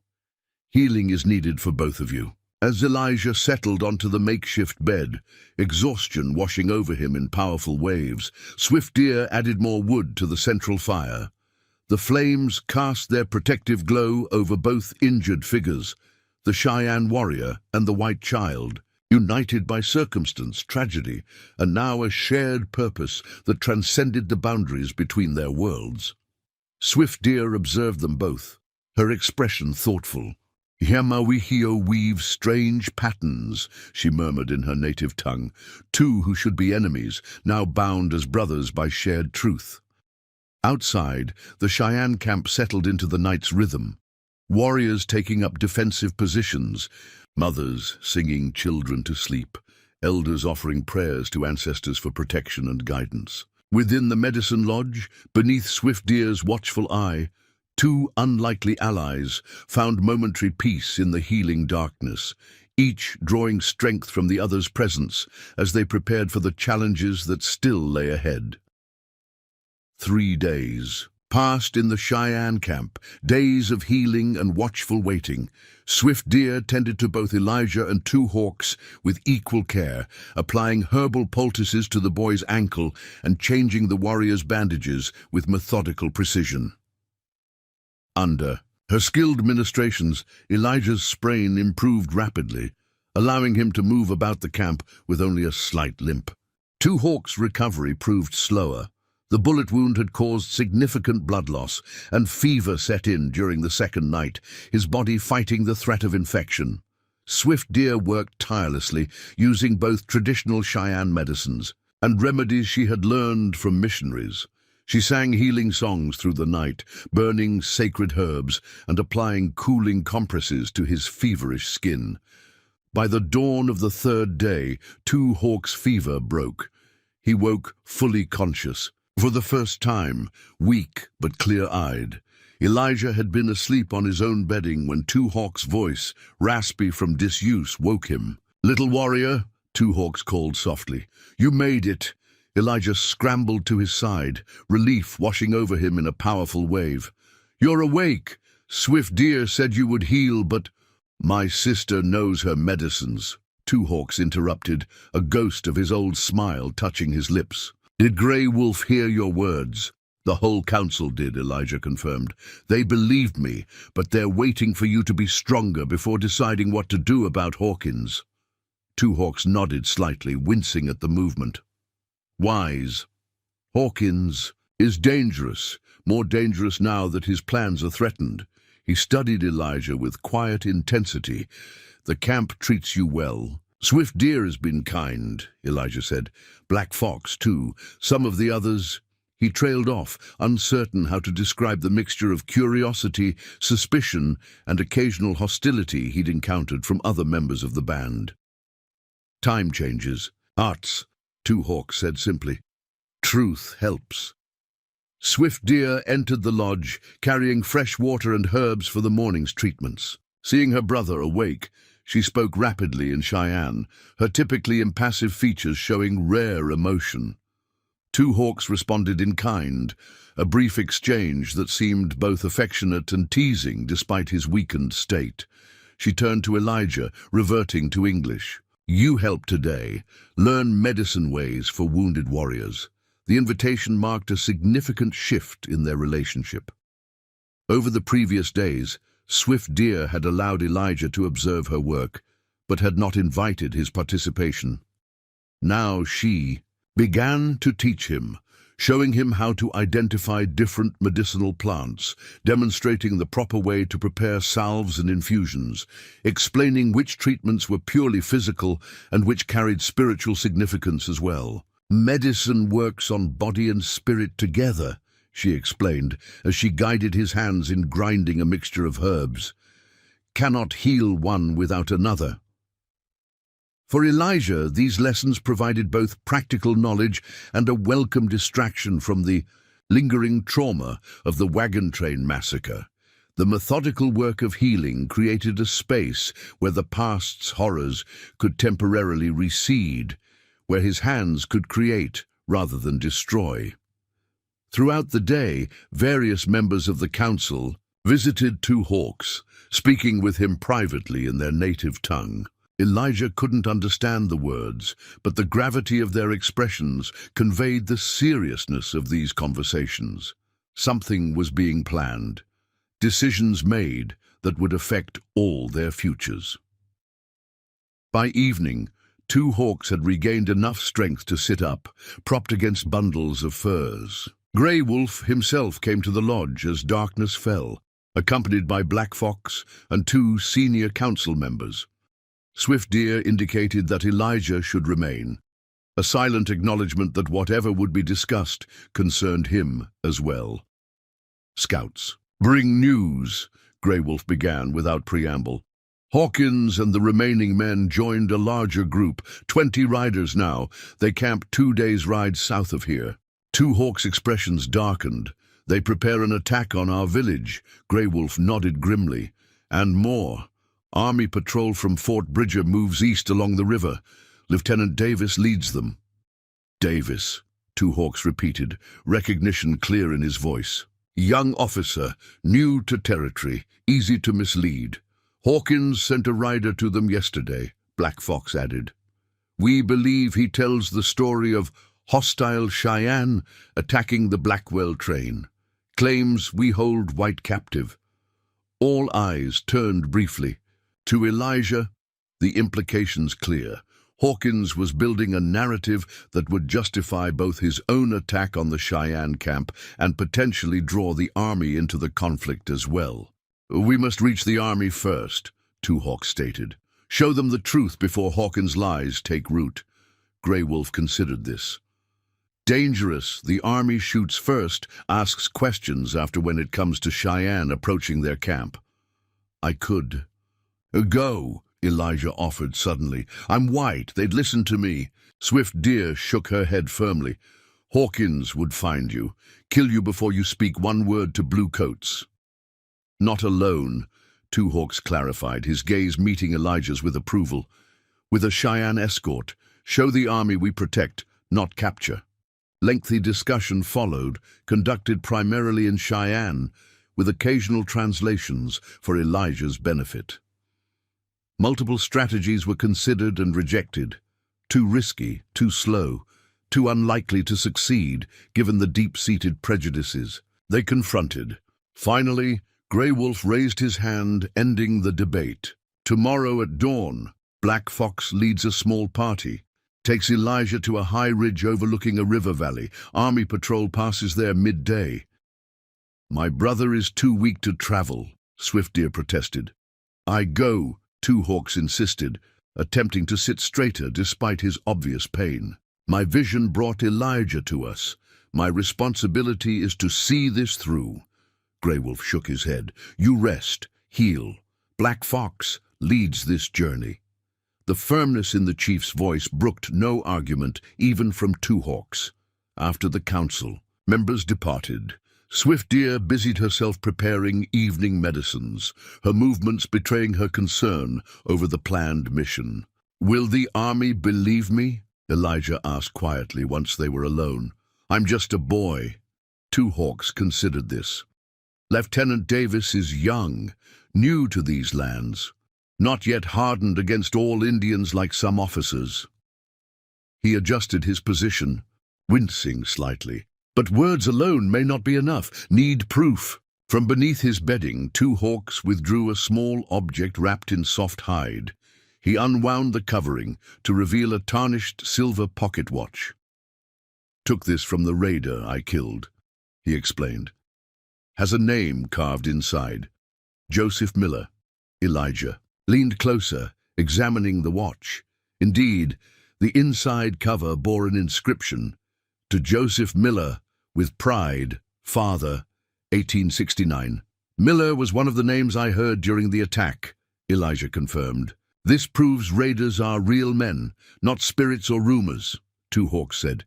Take Lieutenant Davis. Physical evidence supports your words.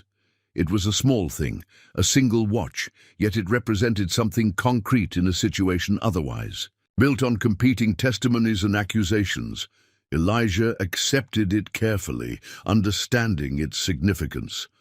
I'll bring it back to you, he promised. Two Hawks shook his head slightly. Keep as your own, if it serves purpose. Objects are just objects. Truth is what matters. That night, as Elijah lay on his bedding, unable to sleep, his mind churning with thoughts of the next day's mission, Swift Deer approached him with a small leather pouch. Tomorrow is dangerous, she said simply. Take these. Inside the pouch, Elijah found 3 items: a small stone arrowhead on a leather cord, a bundle of dried sage tied with sinew, and a tiny clay vial sealed with beeswax. Arrowhead from my father's first hunt, Swift Deer explained. Protection for your journey. Sage cleanses spirits when burned. Oil in vial heals wounds of the body. Her typically stoic expression softened slightly. My brother sees something in you worth saving. I honor his vision. The gift held profound meaning, not merely practical items, but pieces of Swift Deer's heritage and personal history, freely given to a white child she had known for only days. It represented a trust that transcended the boundaries between their peoples. Thank you, Elijah said simply, understanding that elaborate expressions of gratitude would diminish rather than enhance the moment's significance. Swift Deer nodded once, then returned to her brother's side, adjusting his blankets with gentle hands that belied her warrior's strength. Dawn came quickly, painting the eastern sky in bands of gold and crimson. The small party assembled at the camp's edge: Black Fox, 3 young warriors named Runs Far, Tall Pine, and Night Hunter, and Elijah, mounted on a gentle pinto pony that Swift Deer had selected specifically for him. Two Hawks had insisted on being carried to the departure point, propped up on a travois despite Swift Deer's protests. His face was drawn with pain from the exertion, but his eyes remained clear and focused as he spoke briefly to each member of the party in turn. When he reached Elijah, Two Hawks clasped the boy's wrist in the warrior's grip he had taught him. During their journey together, remember all I showed you, he said, his voice low but strong. Trust your instincts. Speak your truth without fear. I will, Elijah promised, and I'll come back. Tell them what happened to our families. Two Hawks nodded, understanding the deeper meaning behind the boy's words. They were not just the Carsons and the family of Two Hawks anymore. They had become our families, united in both loss and purpose. Grey Wolf approached, placing his hands on Elijah's shoulders in a formal gesture of blessing. Carry truth like a sacred bundle, he instructed. Handle with care, but show to those who need to see. With these parting words, the small party set off, riding northward toward the river valley where scouts had reported the army patrol would pass. Black Fox set a brisk pace, aware that timing would be crucial to their plan. As they rode, Elijah found himself studying his companions with new appreciation. These men, barely more than boys themselves in some cases, were risking their lives not only for their own people, but for the possibility of a truth that might prevent future bloodshed on both sides. Tall Pine, the youngest at perhaps 16, Summers caught Elijah's glance and offered a small nod of acknowledgement. Of the 3 warriors, he had been the most openly friendly, teaching Elijah Cheyenne words around the evening fires and explaining the meanings of various tribal symbols. Army. Men have big guns, Tall Pine observed in his limited English. Big fear of Cheyenne, too. Not all of them, Elijah replied. My father always said there are good and bad people in every group. Tall Pine considered this, then nodded slowly. Your father is a wise man. He was, Elijah agreed, the past tense still painful on his tongue. They rode in silence for a time, each lost in private thoughts. The landscape gradually changed from the pine-covered foothills surrounding the Cheyenne camp to more open country, the river valley spreading before them in a panorama of autumn colors. By mid-morning, they had reached the high ridge overlooking the valley. Black Fox signaled a halt, dismounting to survey the terrain with careful scrutiny. "Good place," he declared finally. "Can see the army approaching from far. Many escape routes if needed." He pointed to a distinctive formation of rocks. "We wait." "There. Good cover. Clear view." They secured the horses in a small grove of cottonwoods and made their way to the rock formation on foot. The position was, indeed, well chosen. Natural stone outcroppings provided protection while allowing visibility across the entire valley floor. The main trail, following the river's course, passed directly below their position at a distance of perhaps 300 yards. "Now we wait," Black Fox said, settling into a natural hollow in the rocks. "Army comes soon if the scouts are correct." The waiting proved more difficult than the riding had been. Tension built with each passing hour, the enormity of what they attempted settling heavily on Elijah's young shoulders. So much depended on his testimony, not just justice for his family and Two Hawks' loved ones, but potentially the safety of the entire Cheyenne band. Tall Pine seemed to sense Elijah's growing anxiety. He produced a small wooden flute from his pouch, playing a soft, haunting melody that somehow both acknowledged the gravity of their situation and provided calm within it. The music stopped abruptly when Runs Far, who had been keeping watch at the highest point, made a series of quick hand signals. Black Fox moved immediately to his position, studying the southern approach with intense focus. "Riders coming," he announced. "Not the army. Buckskins and civilian clothes." A cold knot formed in Elijah's stomach. "Hawkins?" Black Fox nodded grimly. 8 men, moving fast toward the river crossing. This was an unforeseen complication. Their plan had been to intercept the army patrol alone, not to encounter Hawkins' men in the process. "The timing could not be worse. They look for the army too," Night Hunter observed. "Want to reach soldiers before we do." Black Fox made a quick decision. "Change of plan. We move to a lower position, closer to the trail. Must reach the army first, before Hawkins." They gathered their few belongings and quickly descended to a new position, a stand of boulders much closer to the trail. The new location offered less protection, but would allow them to intercept the army patrol before they could encounter Hawkins' approaching party. They had barely settled into position when Tall Pine spotted dust on the northern horizon, the unmistakable sign of mounted men approaching. "Army comes," he whispered. Through gaps in the rocks, they watched as the patrol came into view. 12 soldiers in blue uniforms, led by a young officer who could only be Lieutenant Davis. They rode in disciplined formation, rifles at the ready, clearly alert for potential threats in unfamiliar territory. Black Fox turned to Elijah, his expression intense. "Now we must be very careful. I go first, alone, hands empty and raised. You follow when I signal, not before. Warriors stay hidden unless trouble comes." It was a dangerous plan, but the only one that offered any chance of success. A lone Cheyenne might be viewed with suspicion but not immediate hostility.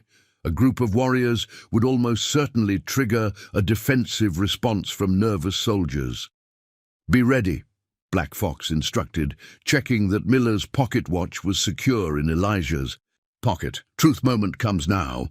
With deliberate movements, Black Fox removed his weapons, placing his knife, bow, and the rifle he carried in a hollow beneath the rocks. He unbraided his hair, letting it fall loose around his shoulders, a signal of peaceful intent among his people. Then, with a final nod to his companions, he stepped out from the rocks and walked slowly toward the trail, hands raised high above his head. The reaction from the patrol was immediate. The soldiers reined in sharply, rifles swinging toward the unexpected figure. Orders were shouted, horses pranced nervously, dust rising around the suddenly halted column. From his hiding place, Elijah could see the young lieutenant raising a hand to steady his men, preventing what might have been an immediate volley of fire. Black Fox continued his slow approach, calling out in clear English, "Lieutenant Davis, I come in peace with an important message." The officer's surprise at hearing his name called by a Cheyenne was evident even at this distance. He signaled two soldiers to flank him as he urged his horse forward to meet Black Fox. "How do you know my name?" the lieutenant demanded, his voice carrying clearly in the still air. "What message do you bring?" "I bring the truth about the Blackwell wagon train massacre," Black Fox replied steadily, "and witness who saw everything." At this, Elijah saw his cue. Taking a deep breath, he stepped out from behind the rocks, moving slowly toward Black Fox, with his own hands clearly visible. The soldiers' reaction was one of stunned disbelief. Clearly, the last thing they expected to see was a white child in the company of a Cheyenne warrior. Lieutenant Davis stared in confusion, his young face. He couldn't have been more than 25, registering a series of rapid calculations and reassessments. "Who are you, boy?" he called. Elijah stepped forward, standing beside Black Fox, with what he hoped was a confidence he didn't entirely feel. "My name is Elijah Carson," he replied, his clear voice carrying across the distance. "I'm the only survivor of the Blackwell wagon train massacre, and I've come to tell you who really killed my family." The lieutenant signaled his men to hold position as he dismounted, approaching on foot to reduce the intimidating difference in height between himself and the boy. At closer range, Elijah could see intelligence in the officer's eyes, along with caution and genuine confusion. "We received reports that Cheyenne raiders attacked your wagon train," Davis said carefully, "yet here you stand with a Cheyenne warrior." "Because the reports are lies," Elijah stated firmly. "The attackers were white men, disguised as Cheyenne. I saw them with my own eyes, and they're coming right now to make sure you never hear the truth." As if summoned by his words, a shout came from one of the soldiers still mounted at the rear of the column. "Riders approaching from the south, Lieutenant. 8 men moving fast." Davis turned sharply, hand moving to his sidearm. The moment of truth had arrived sooner than any of them had anticipated, with Hawkins' men and the Army patrol converging on their positions simultaneously. Black Fox's expression remained calm, despite the escalating tension. "Now you must choose, Lieutenant," he said quietly. "Which truth do you believe? The white child saved by Cheyenne, or men who profit from hatred between our peoples?" Lieutenant Davis studied them both for a long moment, indecision clear in his young face. Then his gaze settled on Elijah with new intensity. "Tell me everything," he said. "Quickly." Time seemed to compress as Elijah spoke, delivering the most important testimony of his young life. With extraordinary clarity, he recounted the massacre, the initial attack, his concealment in the tall grass, the clear view he'd had of the raiders removing their native disguises afterward. They talked about how the army would blame the Cheyenne, Elijah explained, words tumbling out with urgent precision. "A man called Miller laughed about it, said it worked every time." Lieutenant Davis listened intently, his expression shifting from skepticism to growing concern. When Elijah produced Joseph Miller's pocket watch, the lieutenant examined it carefully, opening the case to read the inscription. "This belonged to one of the attackers?" he asked. "Two Hawks took it from a raider he killed," Black Fox confirmed. "Man who wore Cheyenne feathers, but spoke white man's words." The approaching riders were now close enough to make out individual figures. At their lead rode a tall man with a distinctive scarred face, Jacob Hawkins himself, exactly as Two Hawks had described him. Davis made his decision with the swiftness required by the moment. "Sergeant Willis, form the men in the defensive. Position. No one fires without my direct order." As the soldiers moved to comply, creating a protective semicircle with their horses and bodies, Davis turned back to Black Fox. "Are your other warriors going to join us?" Black Fox's eyes widened slightly, surprised by the officer's perception. "You think I would bring a child into danger with only one protector?" he asked with the ghost of a smile. "3 more watches. From the rocks, good fighters." Davis nodded. "Call them in. Slowly, with empty hands like you did." Black Fox gave a distinctive bird call. Within moments, Tall Pine, Night Hunter, and Runsfar emerged from their hiding places, following the same careful protocol Black Fox had established. Weapons left. Behind, hands clearly visible.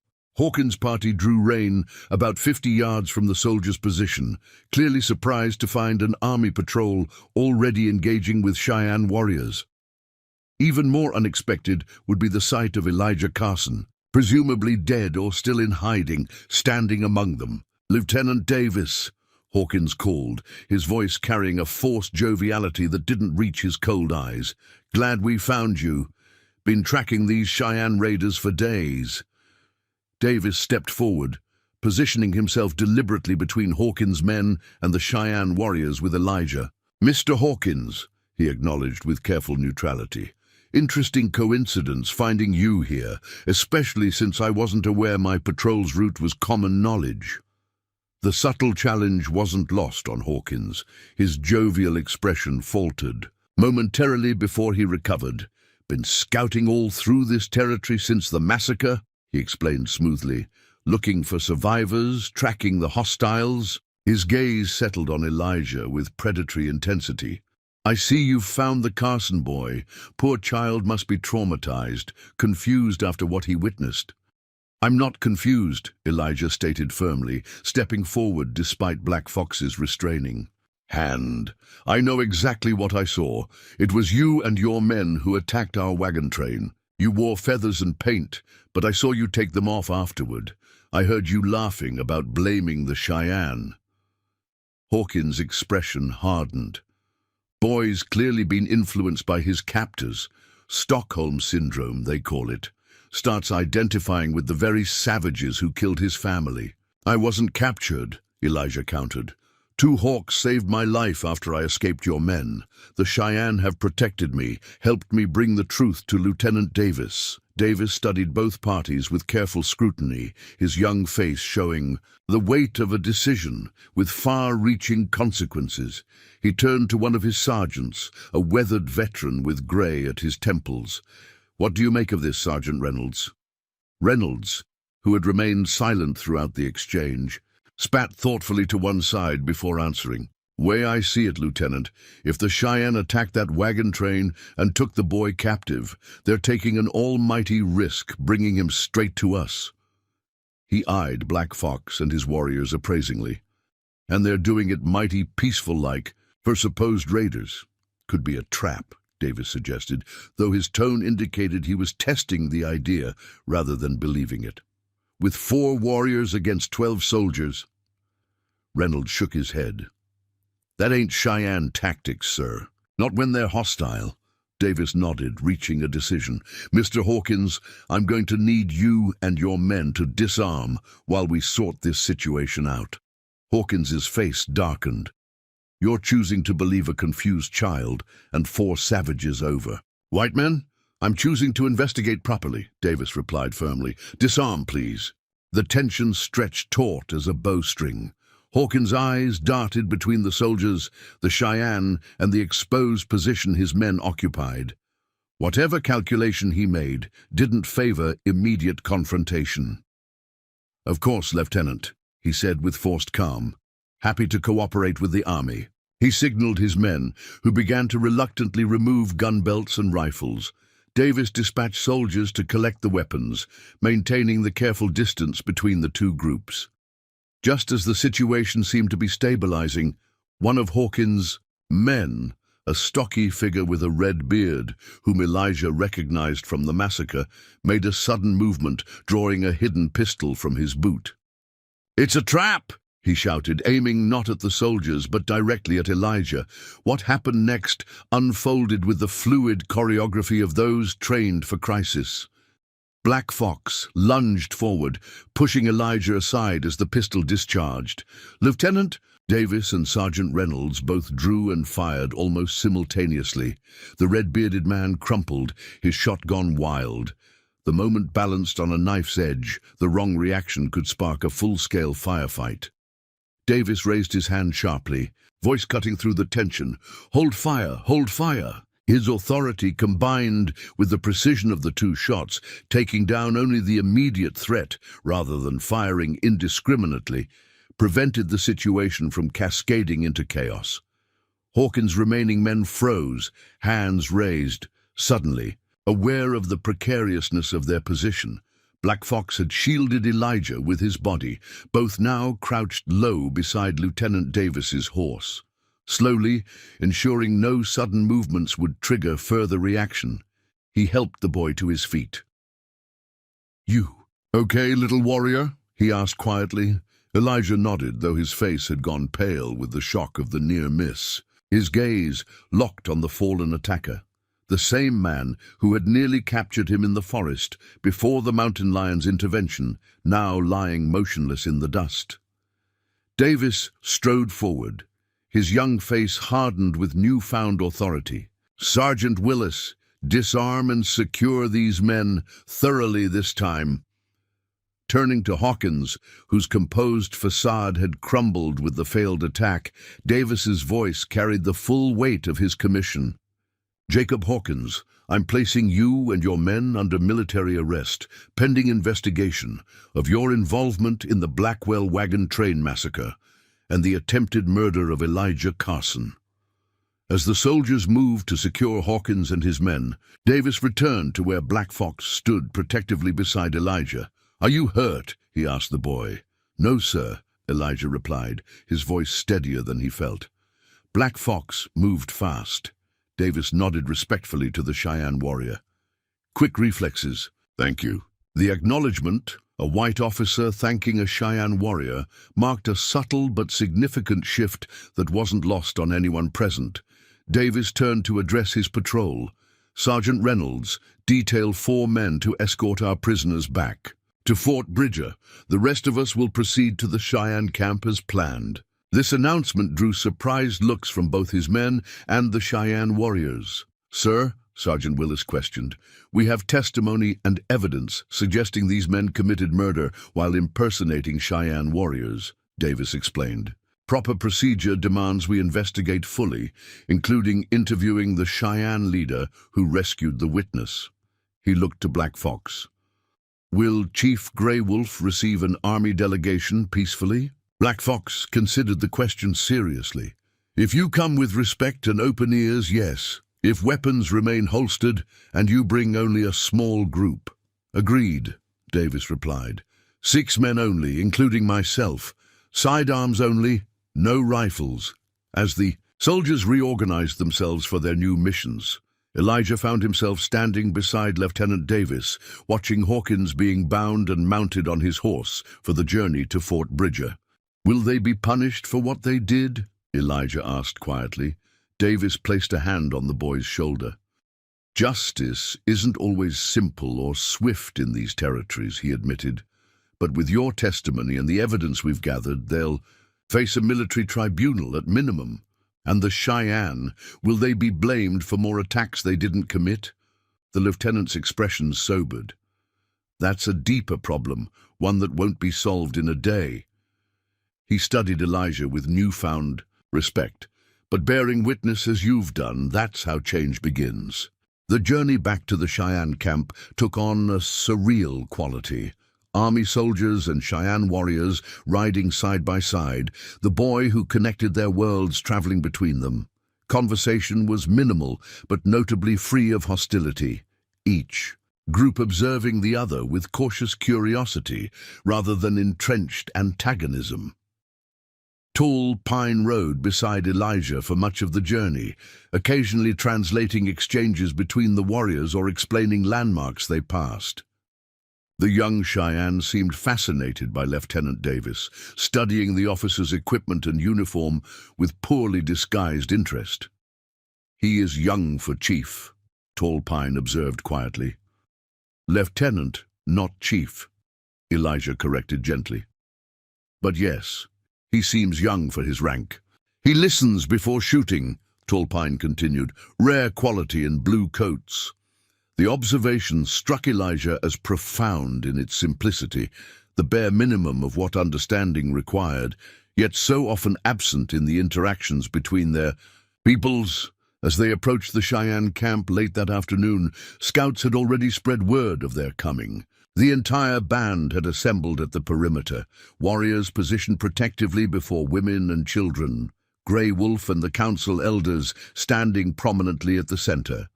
2 hawks were there as well, supported between Swift Deer and another warrior, his face pale but determined. Seeing him standing, however unsteadily, sent a surge of relief through Elijah. Black Fox raised his hand in a gesture of peace as they approached, calling out in Cheyenne to explain the situation. Grey Wolf listened impassively, his weathered face revealing nothing of his thoughts as his gaze moved from the warriors to Lieutenant Davis and his soldiers.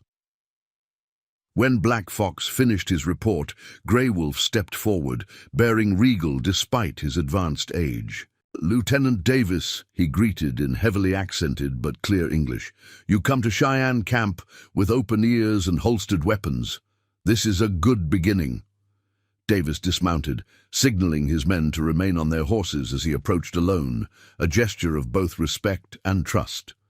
"Chief Grey Wolf," he acknowledged with a formal nod, "I come seeking truth about attacks on both your people and mine."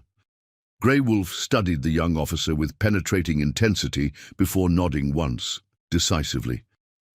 "Truth requires time and words. Come to council fire when the sun touches Mountain Peak. Bring 2 men only." He gestured toward Elijah. "Young truth-bearers come too." With the formal invitation delivered, Grey Wolf turned and walked back toward the center of the camp, the council elders following in his wake. The implicit message was clear.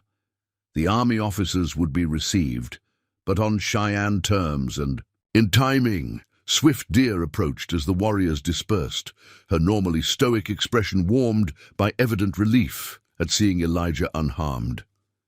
"You return safe," she observed, quickly examining him for injuries. 2 hawks said you would. We encountered Hawkins," Elijah explained. "There was trouble, but Lieutenant Davis believed us." He glanced toward where the young officer was establishing a small camp for his men at a respectful distance from the Cheyenne teepees. "He's different from what I expected." Swift Deer followed his gaze. "Some men see with eyes open, some with eyes closed." She turned to Black Fox, speaking rapidly in Cheyenne before returning her attention to Elijah. "Come, 2 hawks wait to hear your story." 2 hawks had been returned to Swift Deer's lodge, propped up on furs near the central fire. Despite his pallor and the evident pain each movement cost him, his eyes were clear and alert as Elijah entered. He extended his hand in the warrior's greeting they had shared at parting. "Little warrior returns victorious," he said, his voice stronger than Elijah had expected. "We were lucky," Elijah replied, clasping his wrist. "Lieutenant Davis was willing to listen, and Black Fox moved fast when one of Hawkins' men tried to shoot me." 2 Hawks' expression darkened momentarily at this revelation, but he nodded with approval. "Not luck. Preparation meeting opportunity. You carried the truth well." As Swift Deer prepared medicines and Black Fox reported the day's events in greater detail, Elijah found himself studying 2 hawks with new understanding. This man who had lost everything, family, home, his place in a world increasingly hostile to his people's very existence, had somehow maintained not only his will to live, but his fundamental belief in the possibility of justice. "Why did you save me?" Elijah asked suddenly, the question that had lingered since their first encounter finally finding a voice. "After everything white settlers have done to your people, why risk yourself for one child?" 2 hawks considered the question with characteristic thoughtfulness. "Many answers," he said finally. "Vision showed me your path crossed mine. Spirits guided. Simple answer too. Saw a child in need. What kind of man would I be to turn away?" The profound simplicity of this philosophy struck Elijah deeply. In a world increasingly divided by hatred and suspicion, Two Hawks had chosen to see him not as white or enemy or other, but simply as a child who needed help. As dusk approached, Swift Deer helped Elijah prepare for the council meeting. She provided clean buckskins to replace his trail-worn clothing and explained the protocols he should observe when the formal discussions began. "Speak only the truth," she instructed. "No more, no less than what you saw with your eyes, heard with your ears." "Will it make a difference?" Elijah asked, the enormity of the divisions between the worlds he now straddled, weighing heavily on his young shoulders. Swift Deer paused in her preparations, regarding him with unexpected gentleness. "One truth alone, like one stone in a river, changes little. Many truths together change the course of water." When the sun touched the mountain peaks with golden fire, Elijah walked beside Black Fox toward the central council fire, where Grey Wolf and the elders already waited. Lieutenant Davis approached from the opposite direction, accompanied by Sergeant Reynolds and another soldier who carried a leather portfolio and writing implements, clearly designated to record the proceedings. Two Hawks had insisted on attending despite Swift Deer's protests, supported between two younger warriors who helped him settle onto a buffalo robe slightly apart from the main council circle. Grey Wolf opened the proceedings with a formal pipe ceremony, the rituals conducted with deliberate dignity that even the army officers seemed to recognize and respect. When the traditional protocols had been observed, Grey Wolf turned to Lieutenant Davis. "Now we speak of things that matter to both our peoples," he said simply. "Truth that has been hidden beneath false paint and feathers." For the next 2 hours, each person presented their knowledge of Hawkins and his raiders. Elijah recounted the Wagon Train Massacre in full detail. Two Hawks described the attack on his village and his subsequent tracking of the raiders. Black Fox and the other warriors provided evidence of previous incidents where white attackers had disguised themselves as Cheyenne. Lieutenant Davis listened intently, occasionally asking clarifying questions, but never interrupting or dismissing their testimony. His clerk recorded everything, filling page after page with neat script. When all accounts had been shared, Davis addressed the council with formal gravity. "I believe the evidence is clear," he stated. "Jacob Hawkins and his men have committed murders against both settlers and Cheyenne while deliberately inciting conflict between our peoples." He turned to Grey Wolf. "I cannot promise swift justice. The territories are vast, authority is divided, and prejudice runs deep on both sides. But I give you my word that I will file complete reports with both the Army Command and the Territorial Governor. Hawkins will face a military tribunal for his crimes." Grey Wolf acknowledged this with a dignified nod. "Words on paper sometimes blow away like leaves in the wind," he observed, "but the intention behind words matters more. I see honest intention in the young lieutenant. What becomes of Elijah Carson?" Two Hawks asked, speaking for the first time since the council began. The question hung in the air, a reminder that amid the larger issues of justice and peace between peoples, there remained the very personal matter of one orphaned child's future. Davis turned to Elijah. "The army can arrange transport to your nearest relatives once we've identified them. Do you have family elsewhere?" Elijah hesitated. During the intensity of recent events, he had given little thought to what would come after. "My father's brother lives in Oregon," he said finally. "That's where we were heading." "We can help you reach him," Davis confirmed, "though it may take some time to make arrangements." Two Hawks exchanged glances with Swift Deer before addressing the lieutenant. "Until then, the boy stays with us. Already knows our ways. Is under Cheyenne protection." Davis looked surprised. "You would keep him in your camp?" "Not keep," Two Hawks corrected firmly. "Welcome. Different words, different meanings. Grey Wolf raised his hand, silencing further discussion. "Young Eagle stays until the proper path shows itself," he declared, using the Cheyenne name that Elijah now realized had been given to him without his knowledge. "Has earned a place in our circle through courage and truth-speaking." As the council concluded and the participants dispersed into the gathering darkness, Elijah found himself standing between Lieutenant Davis and two hawks, physically positioned at the intersection of the worlds he now inhabited. "What happens now?" he asked, the question directed at both men and neither. Davis adjusted his uniform cap thoughtfully. "Tomorrow I will return to Fort Bridger with my report. The wheels of justice will turn, though perhaps more slowly than any of us would wish." Two hawks, leaning heavily on Black Fox's supportive arm, regarded Elijah with quiet pride. "And you, little warrior, continue healing. Learn our ways while keeping memories of your own. Become a bridge between worlds." As stars emerged in a vast Wyoming sky, Elijah Carson, now also Young Eagle of the Cheyenne, contemplated the strange journey that had brought him to this moment. The tragedy that had claimed his family could never be undone, the pain never completely erased. Yet from that darkness, unexpected bonds had formed, spanning divisions that had seemed unbridgeable. Whether justice would ultimately prevail remained uncertain. The territories were changing rapidly, the old ways giving way to new realities, not always kinder or more just than what came before.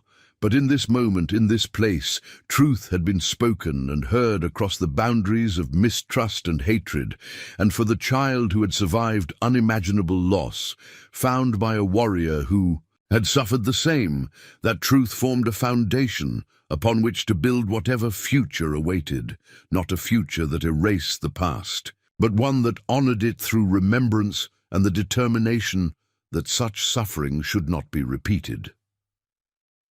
As Swift Deer guided Elijah back toward the lodge where two hawks would continue his recovery, the buffalo carving passed between them. No longer a talisman of protection, but a symbol of connection, a physical embodiment of the ancient wisdom that recognized the shared humanity beneath all differences. "Two paths now lie before you," Swift Deer observed as they walked beneath the star-washed sky. "White world and Cheyenne world. Which should I choose?" Elijah asked. Swift Deer's typically solemn features softened into a rare smile.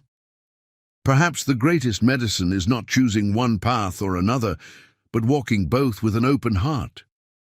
Become a living bridge between worlds that wish to remain apart." In the distance, the council fire burned low, army officers and Cheyenne elders still engaged in conversation that would have seemed impossible days before. A small beginning, perhaps, but beginnings were the necessary first step on any journey toward understanding. And for the lone child survivor of the Wagon Train Massacre and the Cheyenne warrior who had found him, that journey, however uncertain its destination, had already transformed them both in ways neither could have imagined. When their paths first crossed in the wilderness of Wyoming territory. Up next, you've got two more standout stories right on your screen. If this one hits the mark, you won't want to pass these up. Just click and check them out. And don't forget to subscribe and turn on the notification bell so you don't miss any upload from us.